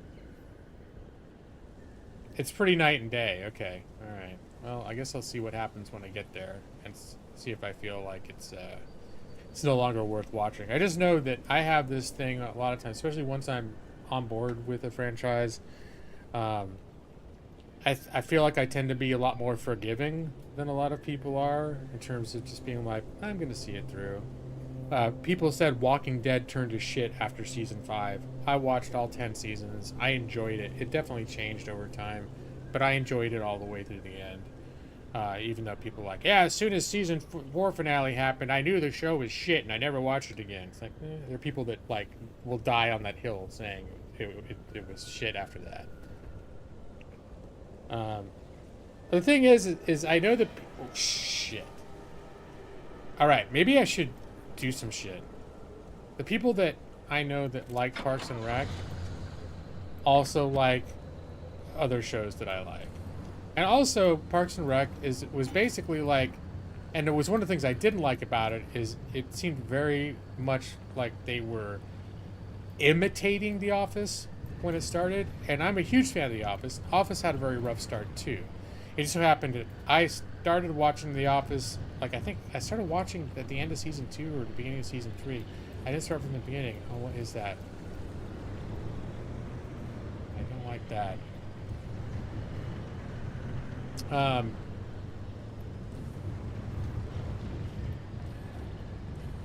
And I've heard Parks and Rec by somewhere between season 2 and season 3 does get better. Oh, there's all sorts of these things over here.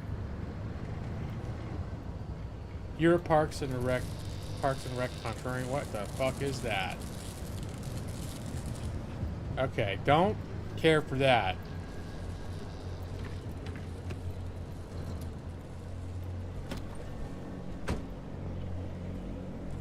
Alright, can I walk to it without getting shocked? Anomaly. A spark tower. Can I get information about spark towers? Oh, there's all sorts of shit filling in here. I just want to find the quick slickety-split, the thing I need to know about what the fuck a spark tower is. Spark tower. Okay, here we go. Field notes. Dr. Everett. Date unknown. Plasma-powered spark transmitters combined with previously obsolete coils with limb-enhanced repeaters have proven to be the best way to boost signals throughout the zone. Constant increase in radiation and electromagnetic interference has made radio communication extremely difficult. Okay, yeah, I understand what they're for, but is it going to kill me if I get near it? That's what I want to know. These new modified coils appear to have solved that addition. The addition of local plasma power sources is a reliable way to keep each node within this vital infrastructure. However, the price we have to pay is constant maintenance and repair. They're demanding these burn through components rapidly. If key resistor and capacitor is not regularly replaced, they quickly develop habits. This is a lot of words and not telling me whether the thing's going to fucking kill me if I walk close to it.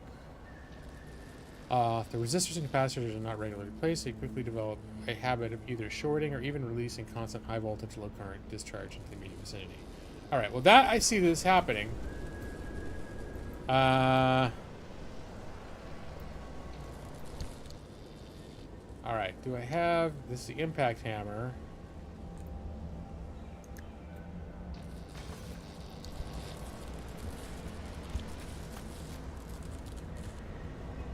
Alright, I feel like this is a bad idea.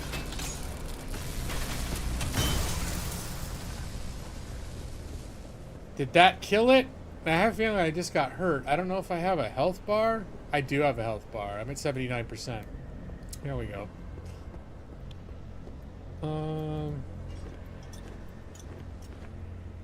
What is that? There's some mechanical hum going on that I don't like. Scrap metal. Trunk interior. Alright, so far I have not seen... there's a spare tire. Should I grab a spare tire? Should I carry a spare tire? Nah.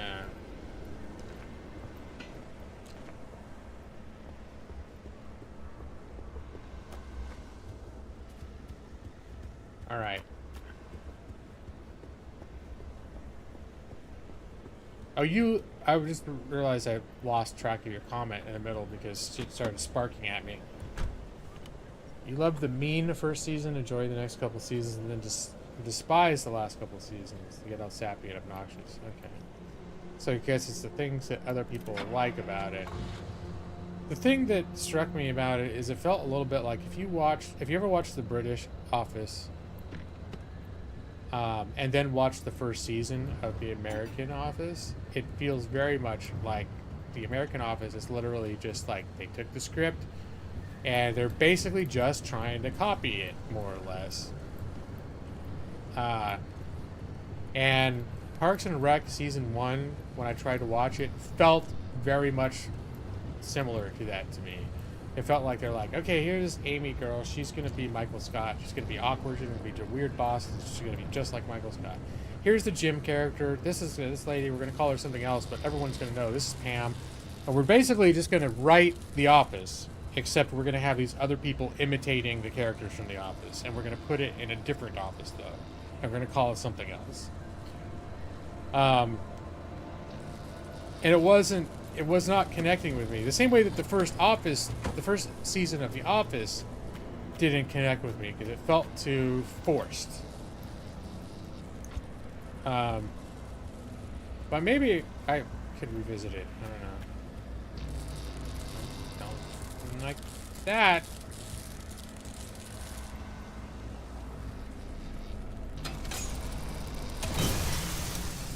All right.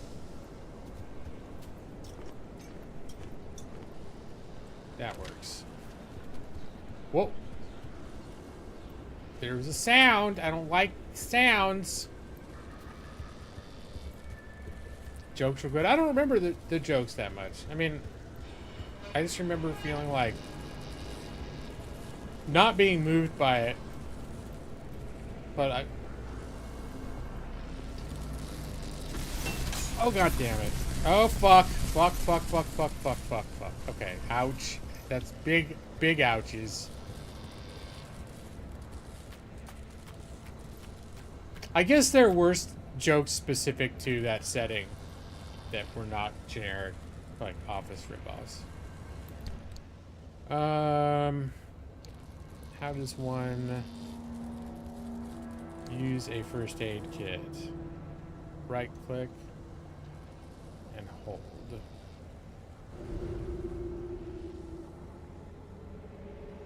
Alright, there's my health going up.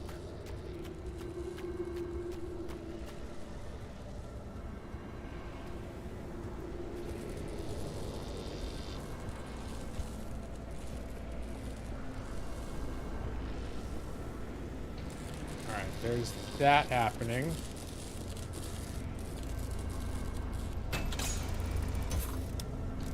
Just do the thing! Okay. Wow. Alright. And that's an unforgiving amount of damage. Well, it looks like you're near one of the old guerrilla radio stations. That ought to be prime pickings for antenna parts. I've loaded its approximate location to your map. Look for an antenna tower Up on a hill somewhere.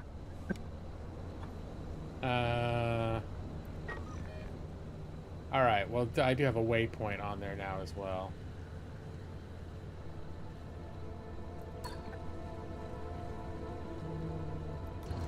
Oh, the engine was on this whole time. Okay, that's fucked up. Oh, luckily it doesn't seem like my gas or my battery completely died, but I do see that I'm burning through it. Oh, and I was in drive the whole time. Alright. Guess I gotta remember this is not Grand Theft Auto where all that shit. I don't know what the problem... I'm assuming when the car starts making decisions for itself, having it on and in drive while I'm walking around is probably going to contribute to that problem.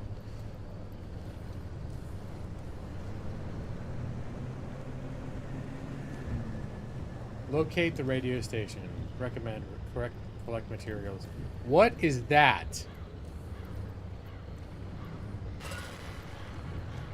Introduction. Play. Oh, my. Where are our manners?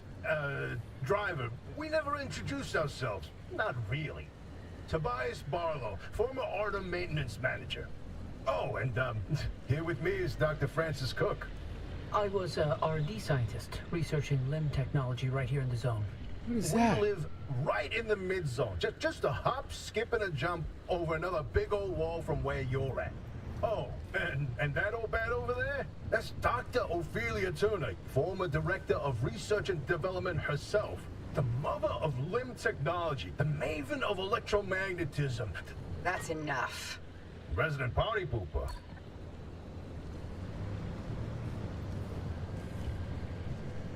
Oh, that's looking like a Dukes of Hazzard style thing that I do not have the cojones to try at this point in my career. As much as the more destructive members of my audience would like to see me attempt. This game does not provide you with a lot of rewards for bad decisions. Actually, it's reputed to be extremely punishing.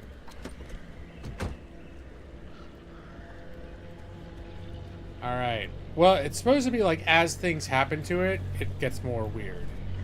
And that thing over there, I'm not enjoying. Seeing a couple of them. I just want to go inside. See if I go inside this building and just get more materials, please. I wouldn't mind having a flashlight either. I wonder if that's a thing. Blueprints. Shower pry bar. Crude headlight. Air putty, crude door. Huh. Alright. It's like car parts. Wasn't there a thing for just equipment? Tools. I mean, this doors, panels, bumpers.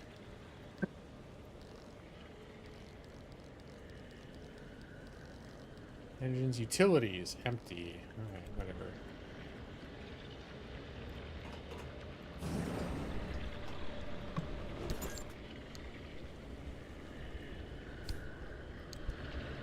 I gotta start making more use of T. The letter T. T. The auto transfer materials. I keep manually transferring everything one at a time.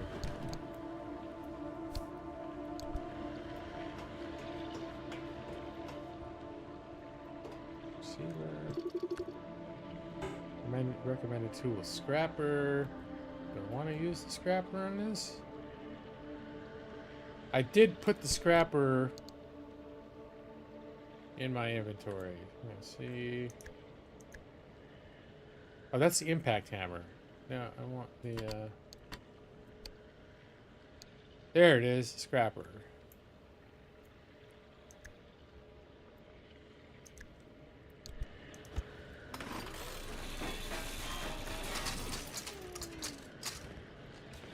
Scrap on, scrap off.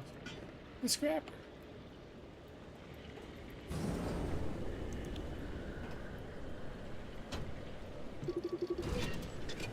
Oh, I need a pry bar. I have one. I haven't got a pry bar. Let's see, some chemicals, gas cylinder, more chemicals.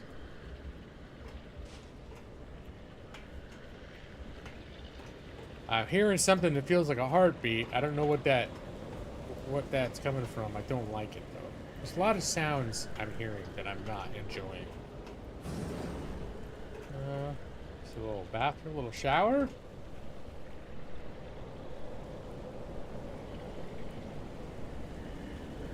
the clapper reference. Are you talking about, Brad? I didn't sell it. Did I not sound passionate enough about it?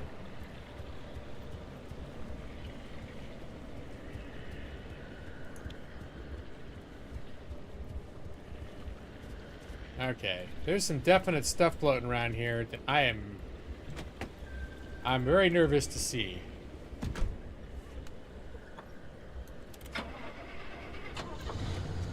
Alright, that starter's making me feel a little nervous, like it's not always gonna do what it's not always gonna start when I ask it to. Alright, I don't know what this zombie creepy looking thing over here is, but I think my policy is going to be just steer clear of it. And this other thing that's floating, I'm just going to see if I can just drive past it real quick. Let's just get onto the road. And just gun it. We're going to gun it. Where'd it go? Okay, it's up ahead. Just going to keep going. You know, it is in the rearview mirror. Oh, hello. What is all that shit? Don't like that either. Don't care for it. Should I be stopping at all these places and gathering shit?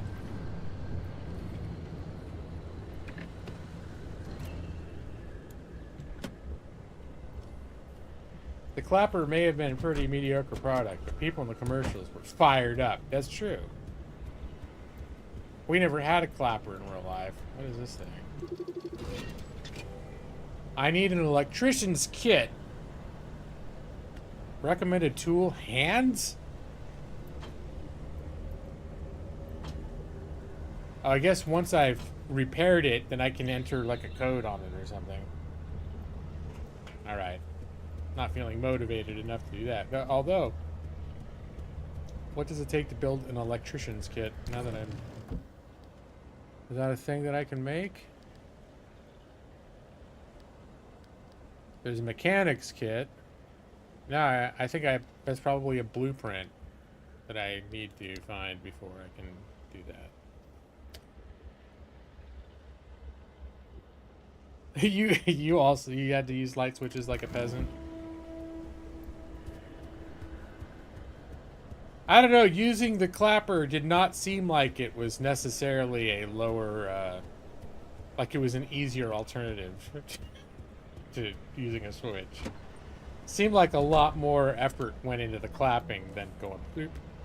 But I think the advantage is you could stay in your chair. Oh, I need to start the engine.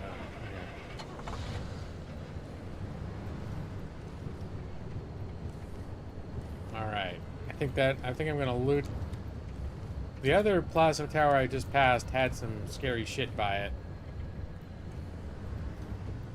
Wait, let me take a look at the map here. Probably all this driving in the dirt really hurts my car.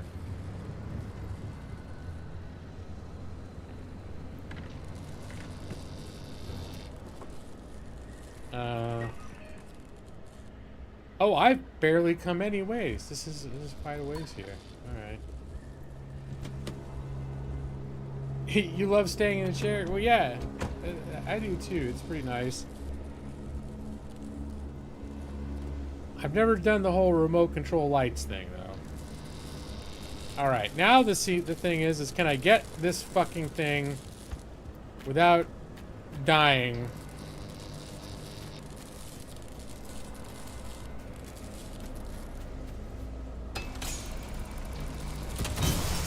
Alright, there's a timing to it that I think I'm starting to understand. I don't know if I'll always do it in such a way as I don't almost kill myself, but that was nice. Yeah, I'm a big fan of chairs. We have our recliner, which I love. That radio station's up on a hill somewhere. Eyes to the horizon. Well, yeah, there's a road. It's a ways to go, and there's a road up there. It looked like there was a road that I could take to get up there. So, I don't know if I need my eyes peeled looking up the hillsides constantly for it. In fact, that might be it. I might. There, I think I can actually see it on a hilltop in the distance.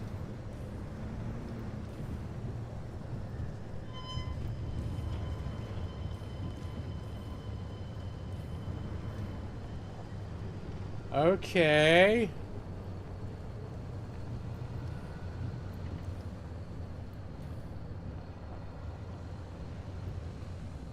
Now, somebody said that there were some creatures in here that reminded them of weeping angels.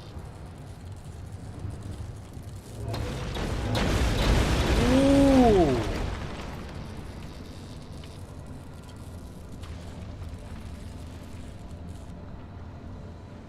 Those people just exploded. Alright. Another thing I don't know is if there is some time limit happening here. Like, if I'm taking too long, is one of those anomaly storms gonna screw me up? Alright, what is this? A thermosap crystal. Well, that sounds exciting. Here's the time to transfer materials. I like that. There we go. Oh, can I refuel here? There is, in fact, a pump. All right. Maybe I jumped the gun a little bit.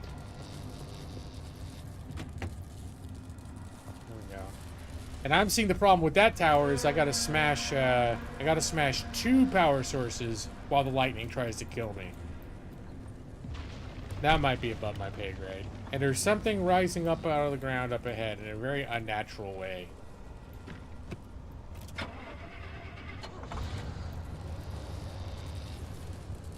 Wait a minute, was my gas tank on the other side? I think it was on the left. On the left side.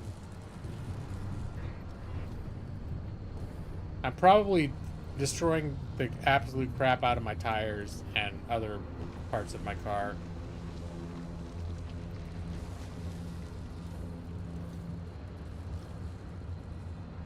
Alright, seeing a whole bunch of those guys. Now, did those guys explode because that thing hit it, or did they just explode? Whatever the case is, it did not seem like it took very much for all of those things to just explode like a bunch of fire barrels.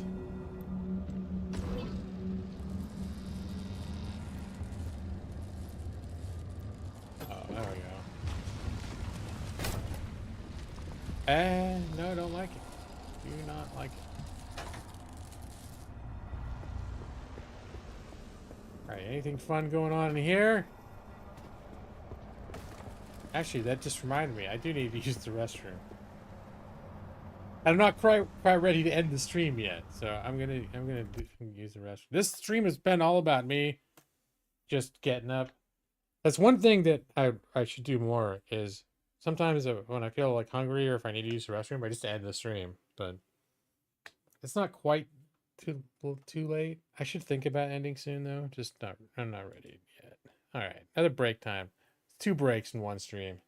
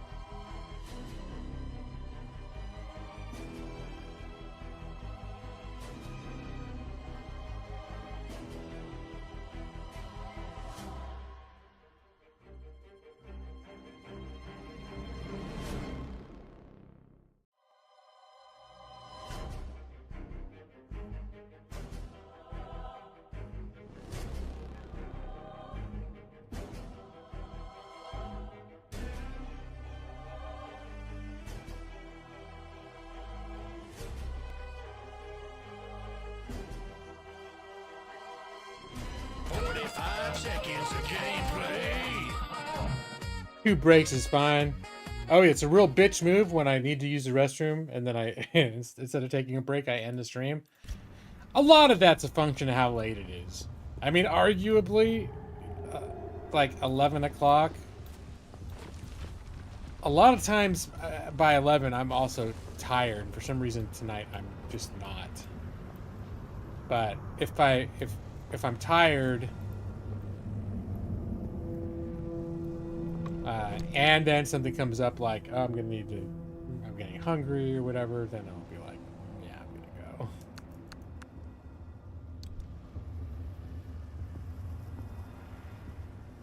Box. Backpack.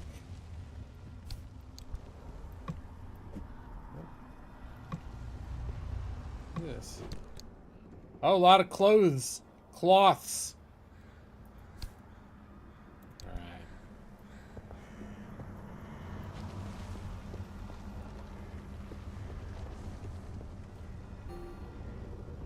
Alright. And I think this stuff I can't even break down. If I scan it, nothing comes up. Well, I'm feeling like there are all sorts of opportunities to find weird shit in a store like this, but I'm not finding it. Like canned goods? Oh.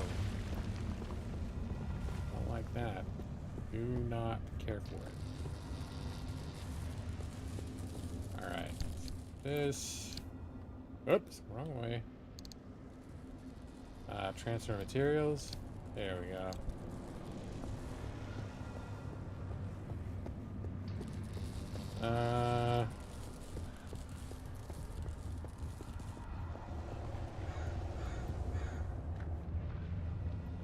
They do a weeping angel thing? If I look away? No. Oh! Yeah, they got closer. They sure did. Okay. Don't like it. Do not care for it. Okay, get back in the car now. Just gonna get the fuck out. Gotta get the fuck out. That's what I'm doing now. I'm gonna get the fuck out. I do not like the weird exploding people. I'm getting the fuck out of here now. There we go. I haven't done a karaoke stream in a while, but I did just improvise that song. It's called I'm Gonna Get the Fuck Out by G-Law.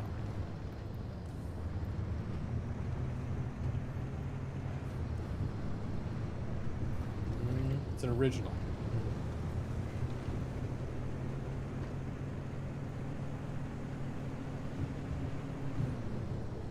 Okay.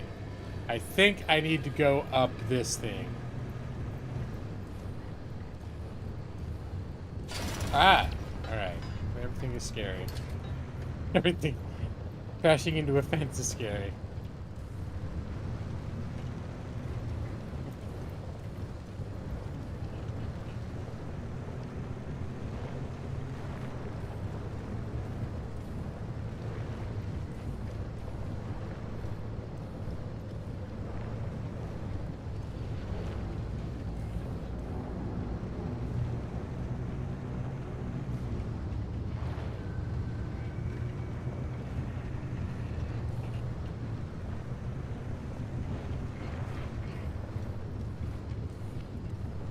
I wonder how much this bumpy road is like destroying my tires right now.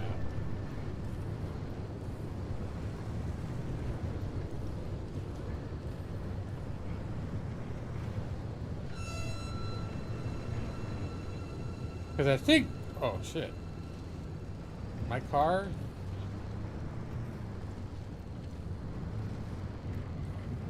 It seemed like my car. Did I lose a wheel? Seems like my car does not want to go this direction.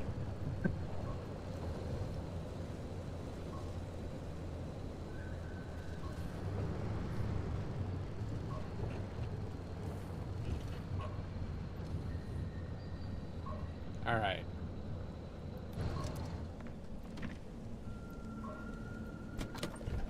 First, did I lose another wheel? I know I didn't. Now my tires all actually are in reasonably good shape. What is that little red icon though? Is there?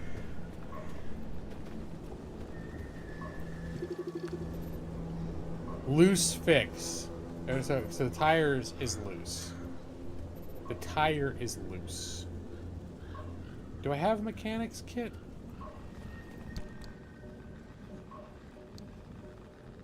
Repair putty, first aid kit, scrapper, impact hammer, pry bar, road flare,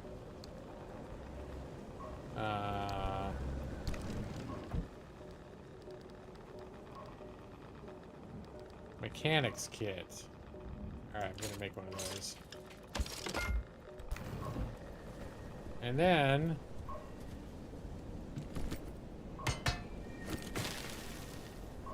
I think I need to make one more. Mechanics kit.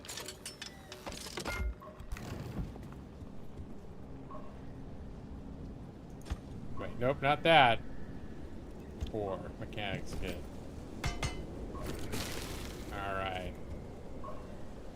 Okay. I think I'm happy with where things are at right now.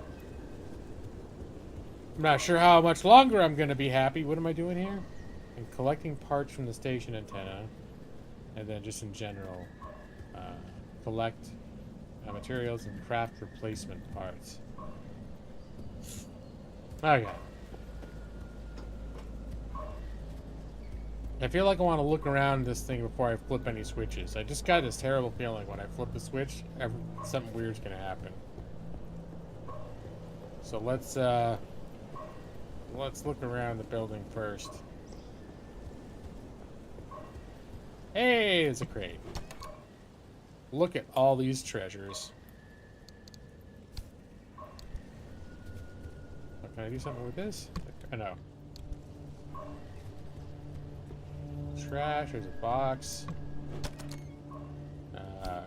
That shit. Dumpster. Ooh, lots of fun stuff in the dumpster, for sure. For sure. Alright, and when it's time for me to get the fuck out of here, you know what? Just to be prudent, I'm gonna turn my car facing back the other way because I think bulleting off the side of this hill, GTA style, to get back to the road that way. Oh, there's an opening in the fence. All right, you know what? We're gonna keep it. I don't know what's gonna happen if something goes weird. But if it... Time to get moving. The instability's ticking up by the second. But you can't get back the way you came.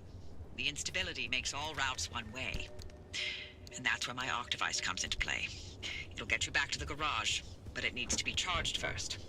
And to do that, you'll need anchors. Take a look at the Octavice display. It maps all anchors in the nearby area. Find an anchor and feed it to the Octavice to charge it. But don't you worry your pretty little head about how it works. You'll be out of here soon, so there's no reason to learn more about limb technology than you need to know. Okay, well this one's right by the road, so I think I'm gonna check that out. And am I still holding this thing in my hand? Yeah, I'm just gonna put this in the car.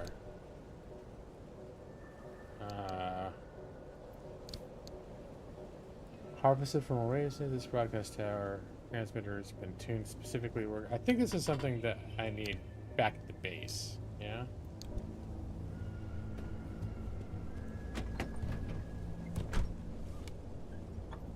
All right. Let's turn it on.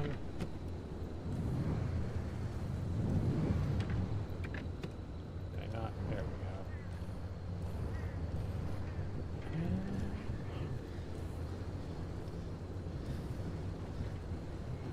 Okay. It's going to do a nice 7-point turn to avoid sliding off any cliffs. Hey, Hoppy, look, I keep thinking the way you're helping our friend here right now seems positively helpful. Seems like me, you're looking to turn a new leaf or something? The only thing I want to look at is a 12-year-old whiskey. And the back of this breacher's head when I send them packing.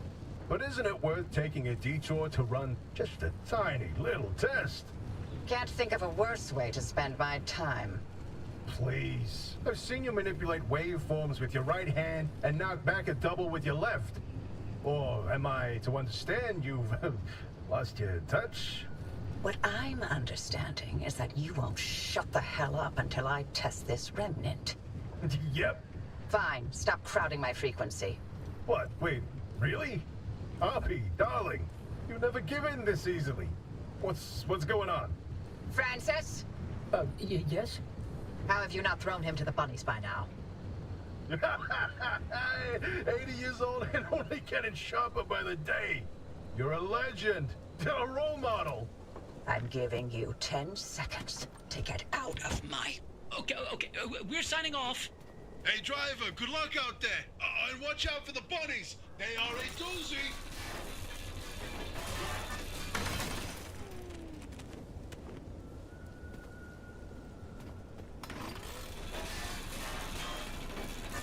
I figure why not?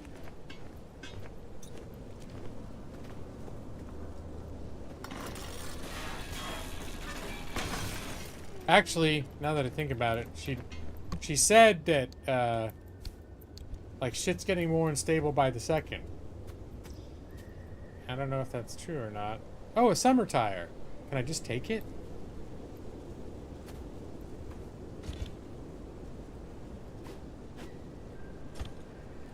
I want to take it off.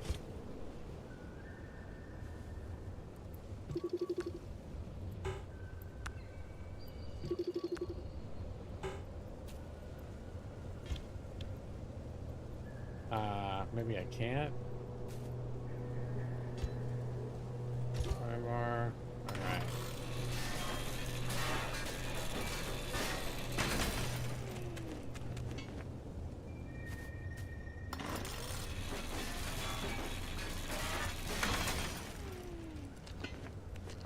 I want to use this thing till I break it and then build a new one.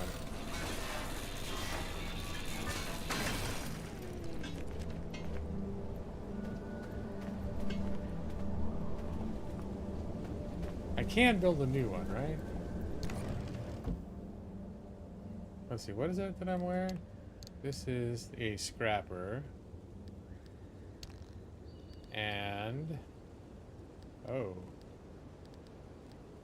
Oh, I can. Okay, scrapper. Oh, yeah, absolutely. I can make another one. Alright, let's put my stuff away. Oh, what's the sound? Alright.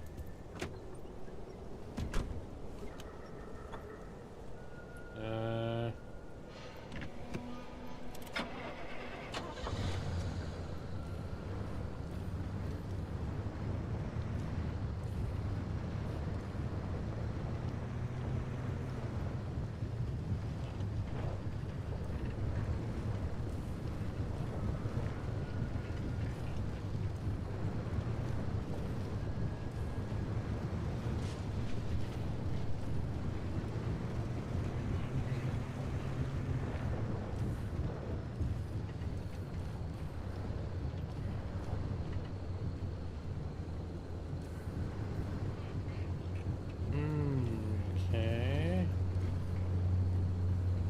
This is feeling a little dodgy.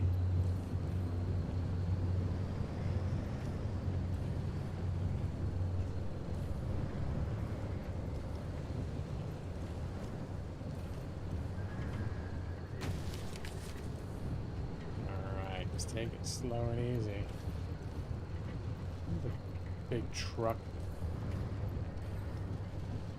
container doesn't seem to have any. I'm gonna check real quick.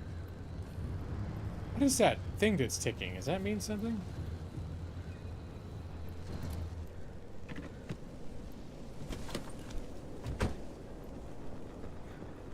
Oh. I'm starting to get the red stuff around my side, around the sides of my screen. Feels damagey. Okay, maybe I should stop fucking around. That thing on the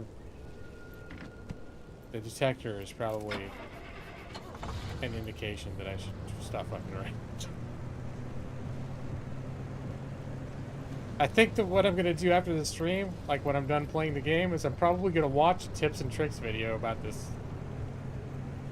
Alright, now that thing is stopped, flatlined, so.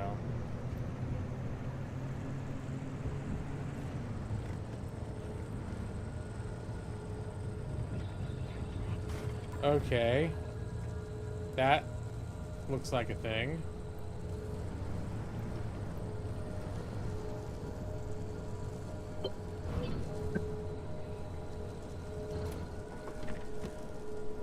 Alright, take the anchor. Those anchors may look like glowing balls of magic, but it's limb tech through and through.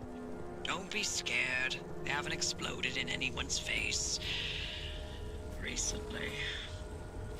Okay. But now what? Plug it into my thing.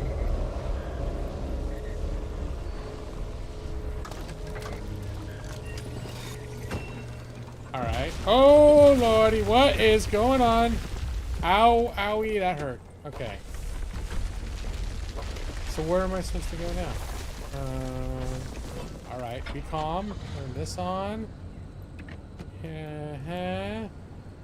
Oh, collect anchors until the device is charged. Okay. Okay. So that I need more than one.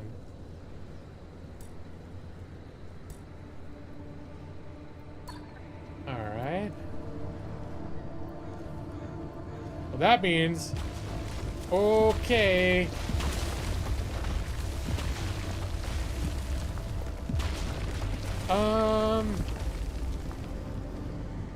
I feel like I should use the first aid device. Do I have any in, like, on me?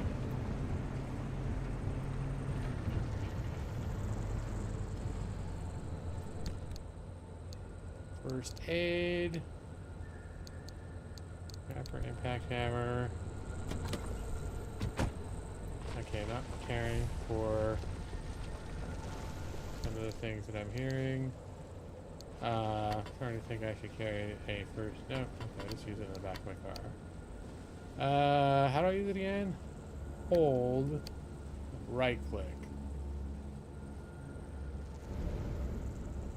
Maybe I put this in my backpack. Can I craft first aid kits too? I should know this. Okay, I'm hearing shit that I don't like. First aid kit. Okay, I do have ways to... Okay. I was like, the green glow is scaring me, and then I remember the green glow is the kit healing me. Alright. Do I dare just drive off-road over there? I can see the thing. Is there a road going down there? Any kind of a road?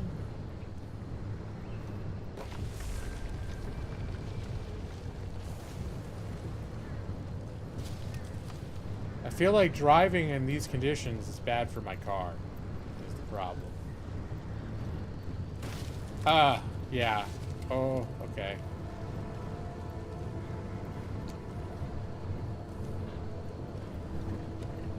I feel like this is very questionable, this strategy.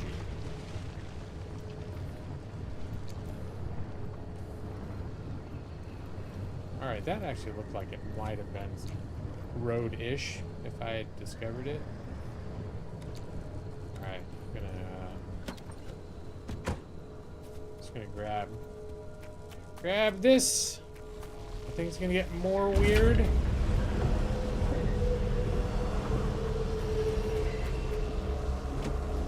Okay.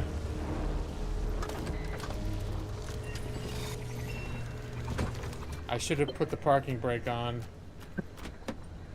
The arc device is charged and ready. You'll use it to open a gateway back to the garage, but it will immediately collapse the stability around you. So only activate when you're absolutely ready to leave. You do not want to get caught in the storm that follows. Oh, so things don't get crazy until I activate it? Well, things are absolutely getting a little bit crazier anyways right now.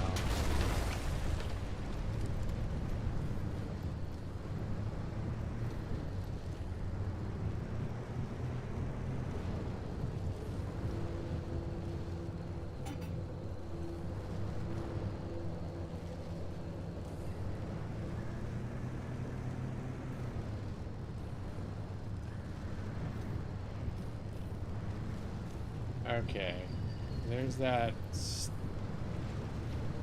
distortion or magnetic waves or whatever I'm picking up. Okay, it stopped.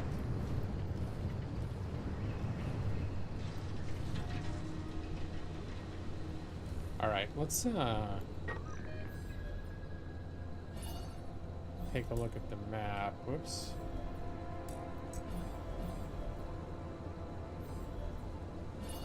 Oh, the gateways are out in the middle of flipping nowhere.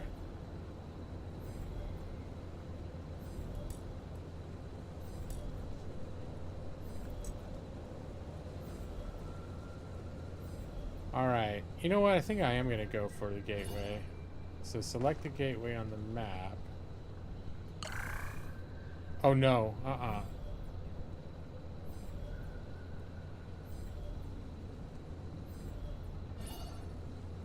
Link gateway. Didn't it say... Alright, I'm gonna turn around. Figure out. Oh. It says I can pan, but there we go.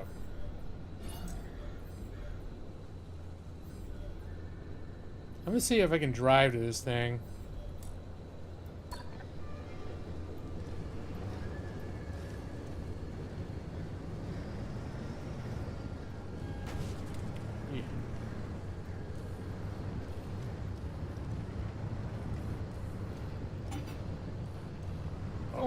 Okay.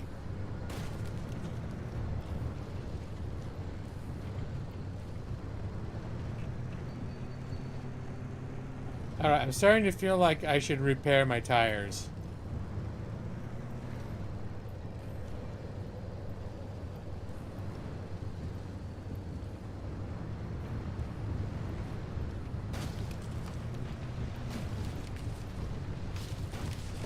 Ooh. Okay.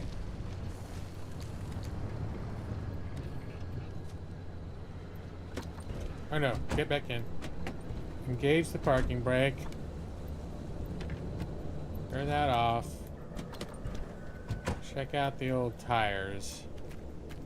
Yeah, that tire's getting a little bit jacked up.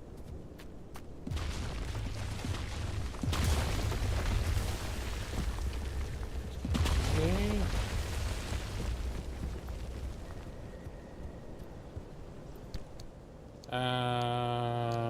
I got some repair putty. And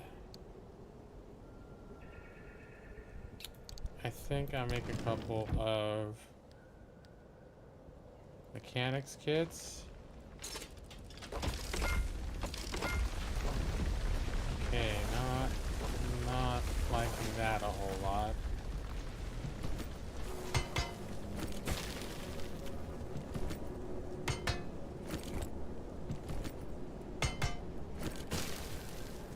Actually, those tires are in pretty good shape after that.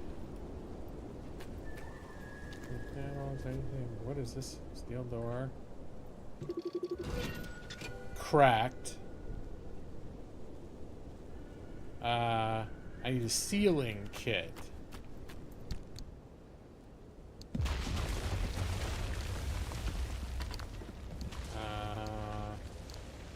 Is sealing kit something that I can make? Sealing kit.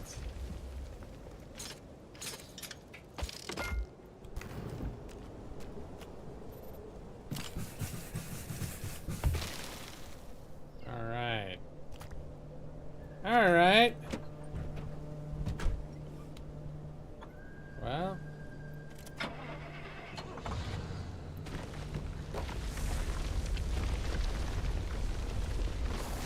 Just gonna see. I know there's a lot of unstable earth right here. Can I drive around it?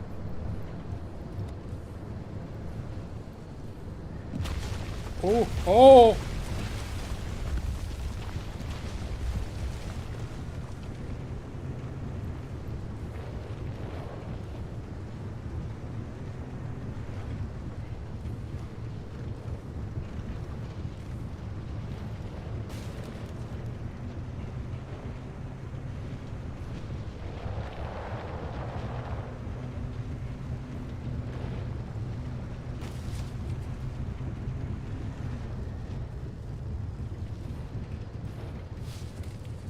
Let's see.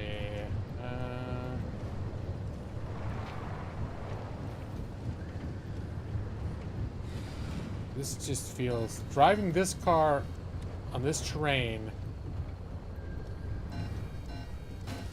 What is that? Is that me arriving at my destination?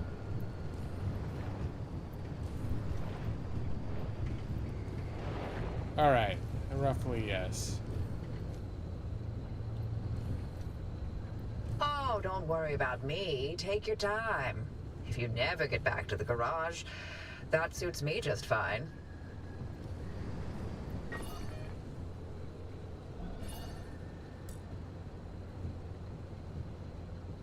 Gateway too close. Oh, whoops.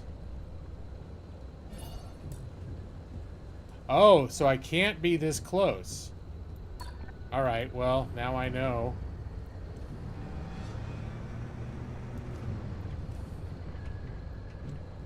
So let's take another look at this. So I think,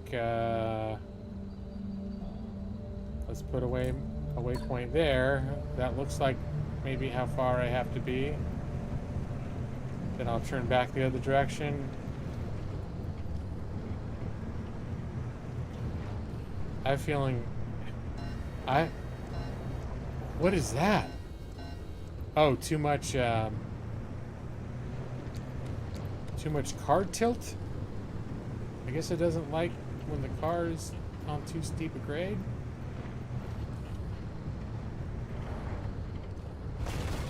Yikes. Okay.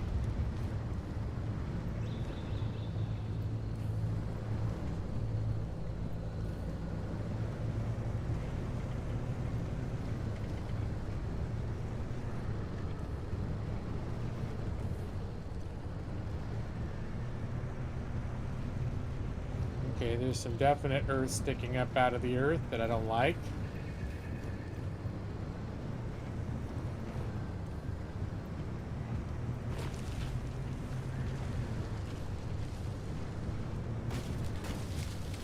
Alright, I'm seeing, looks like a weeping angel thing, zombie creature over there. I don't care for that either.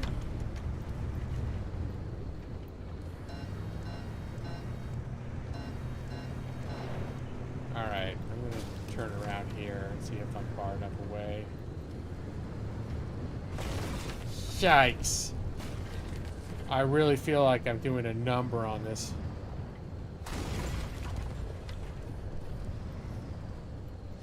Alright, engage that.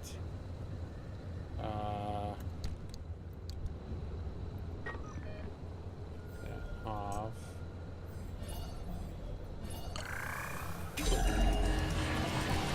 Oh, okay. You see that glowing pillar at the I sky? do. Drive into it. Yes, it looks like hot death, but it's so much better than getting scrambled by the instability. Alright, yeah. Oh god! Oh god! God! Dag! Damn it! Did I just fuck up? What do now, boss?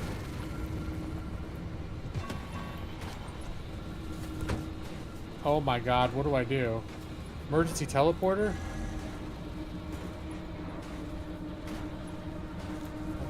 Can I do that from inside the car?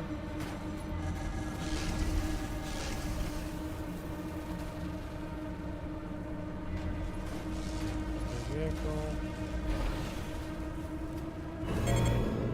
Oh my gosh.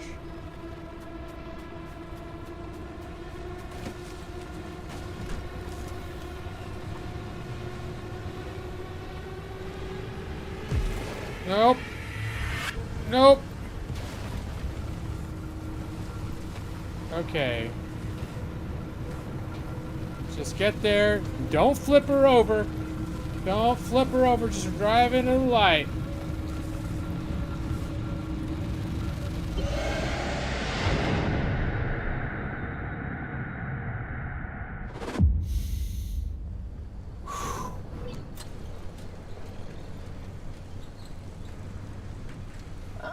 Well. You're alive. We're certain if the zone didn't get you, that gateway would. Did I not mention that you're the first human I've sent through that thing? I mean, they've been rodents, but it's not like it's completely untested. But anyway, it worked. So, you should have made it back with everything you collected out there. That's the beauty of the gateway. It's the only way to get back with all your marbles intact.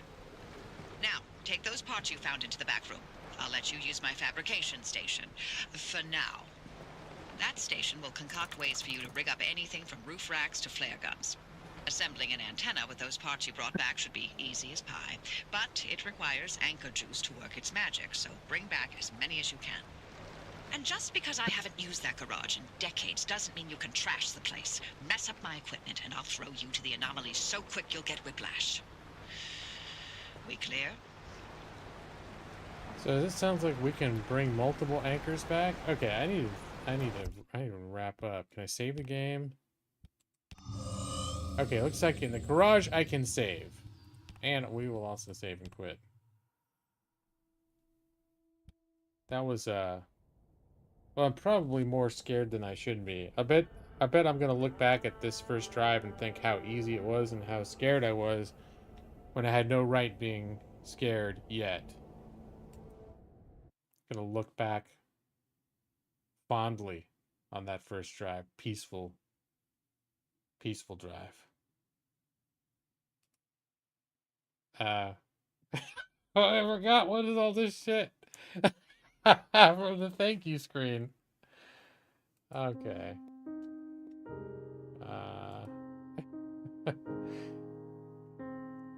Okay. That? I forgot I had all that shit up there last time. Where's my camera? Boom! There I am. Alright. Well, it looks like everybody's fallen asleep except for me.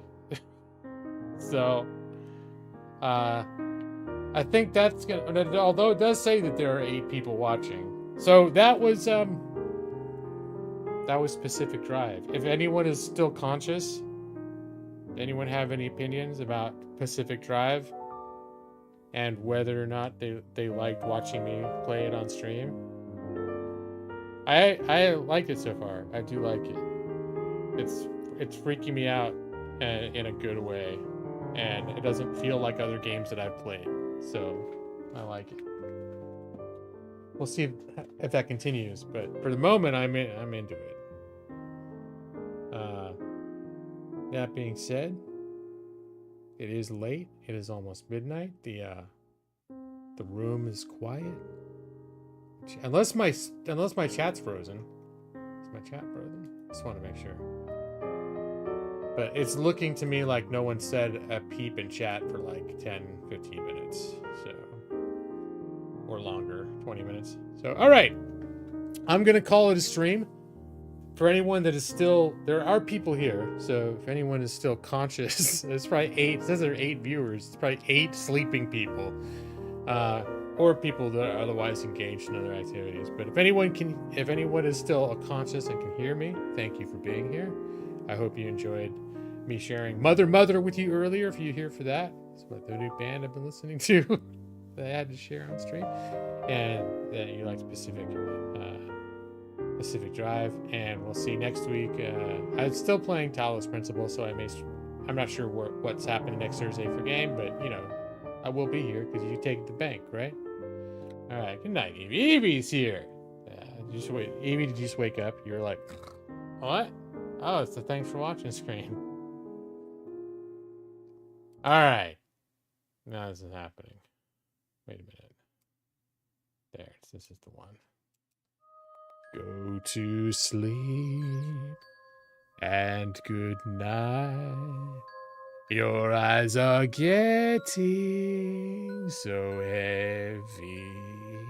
Go to sleep now. Evie 23. It's the only one that I know for sure is here, but probably Brad Pritchard, maybe next year. Go to sleep. I'll be waiting for you in your dreams, Jeff. I doubt Jeff's still here. Maybe he's one of the 8 sleeping people. Joss. Think Joss? Last several times I said hey to Joss, he's not here. Shattering my illusion that he's always watching. Joss, miss you, buddy. I said night Brad too. Night Brad.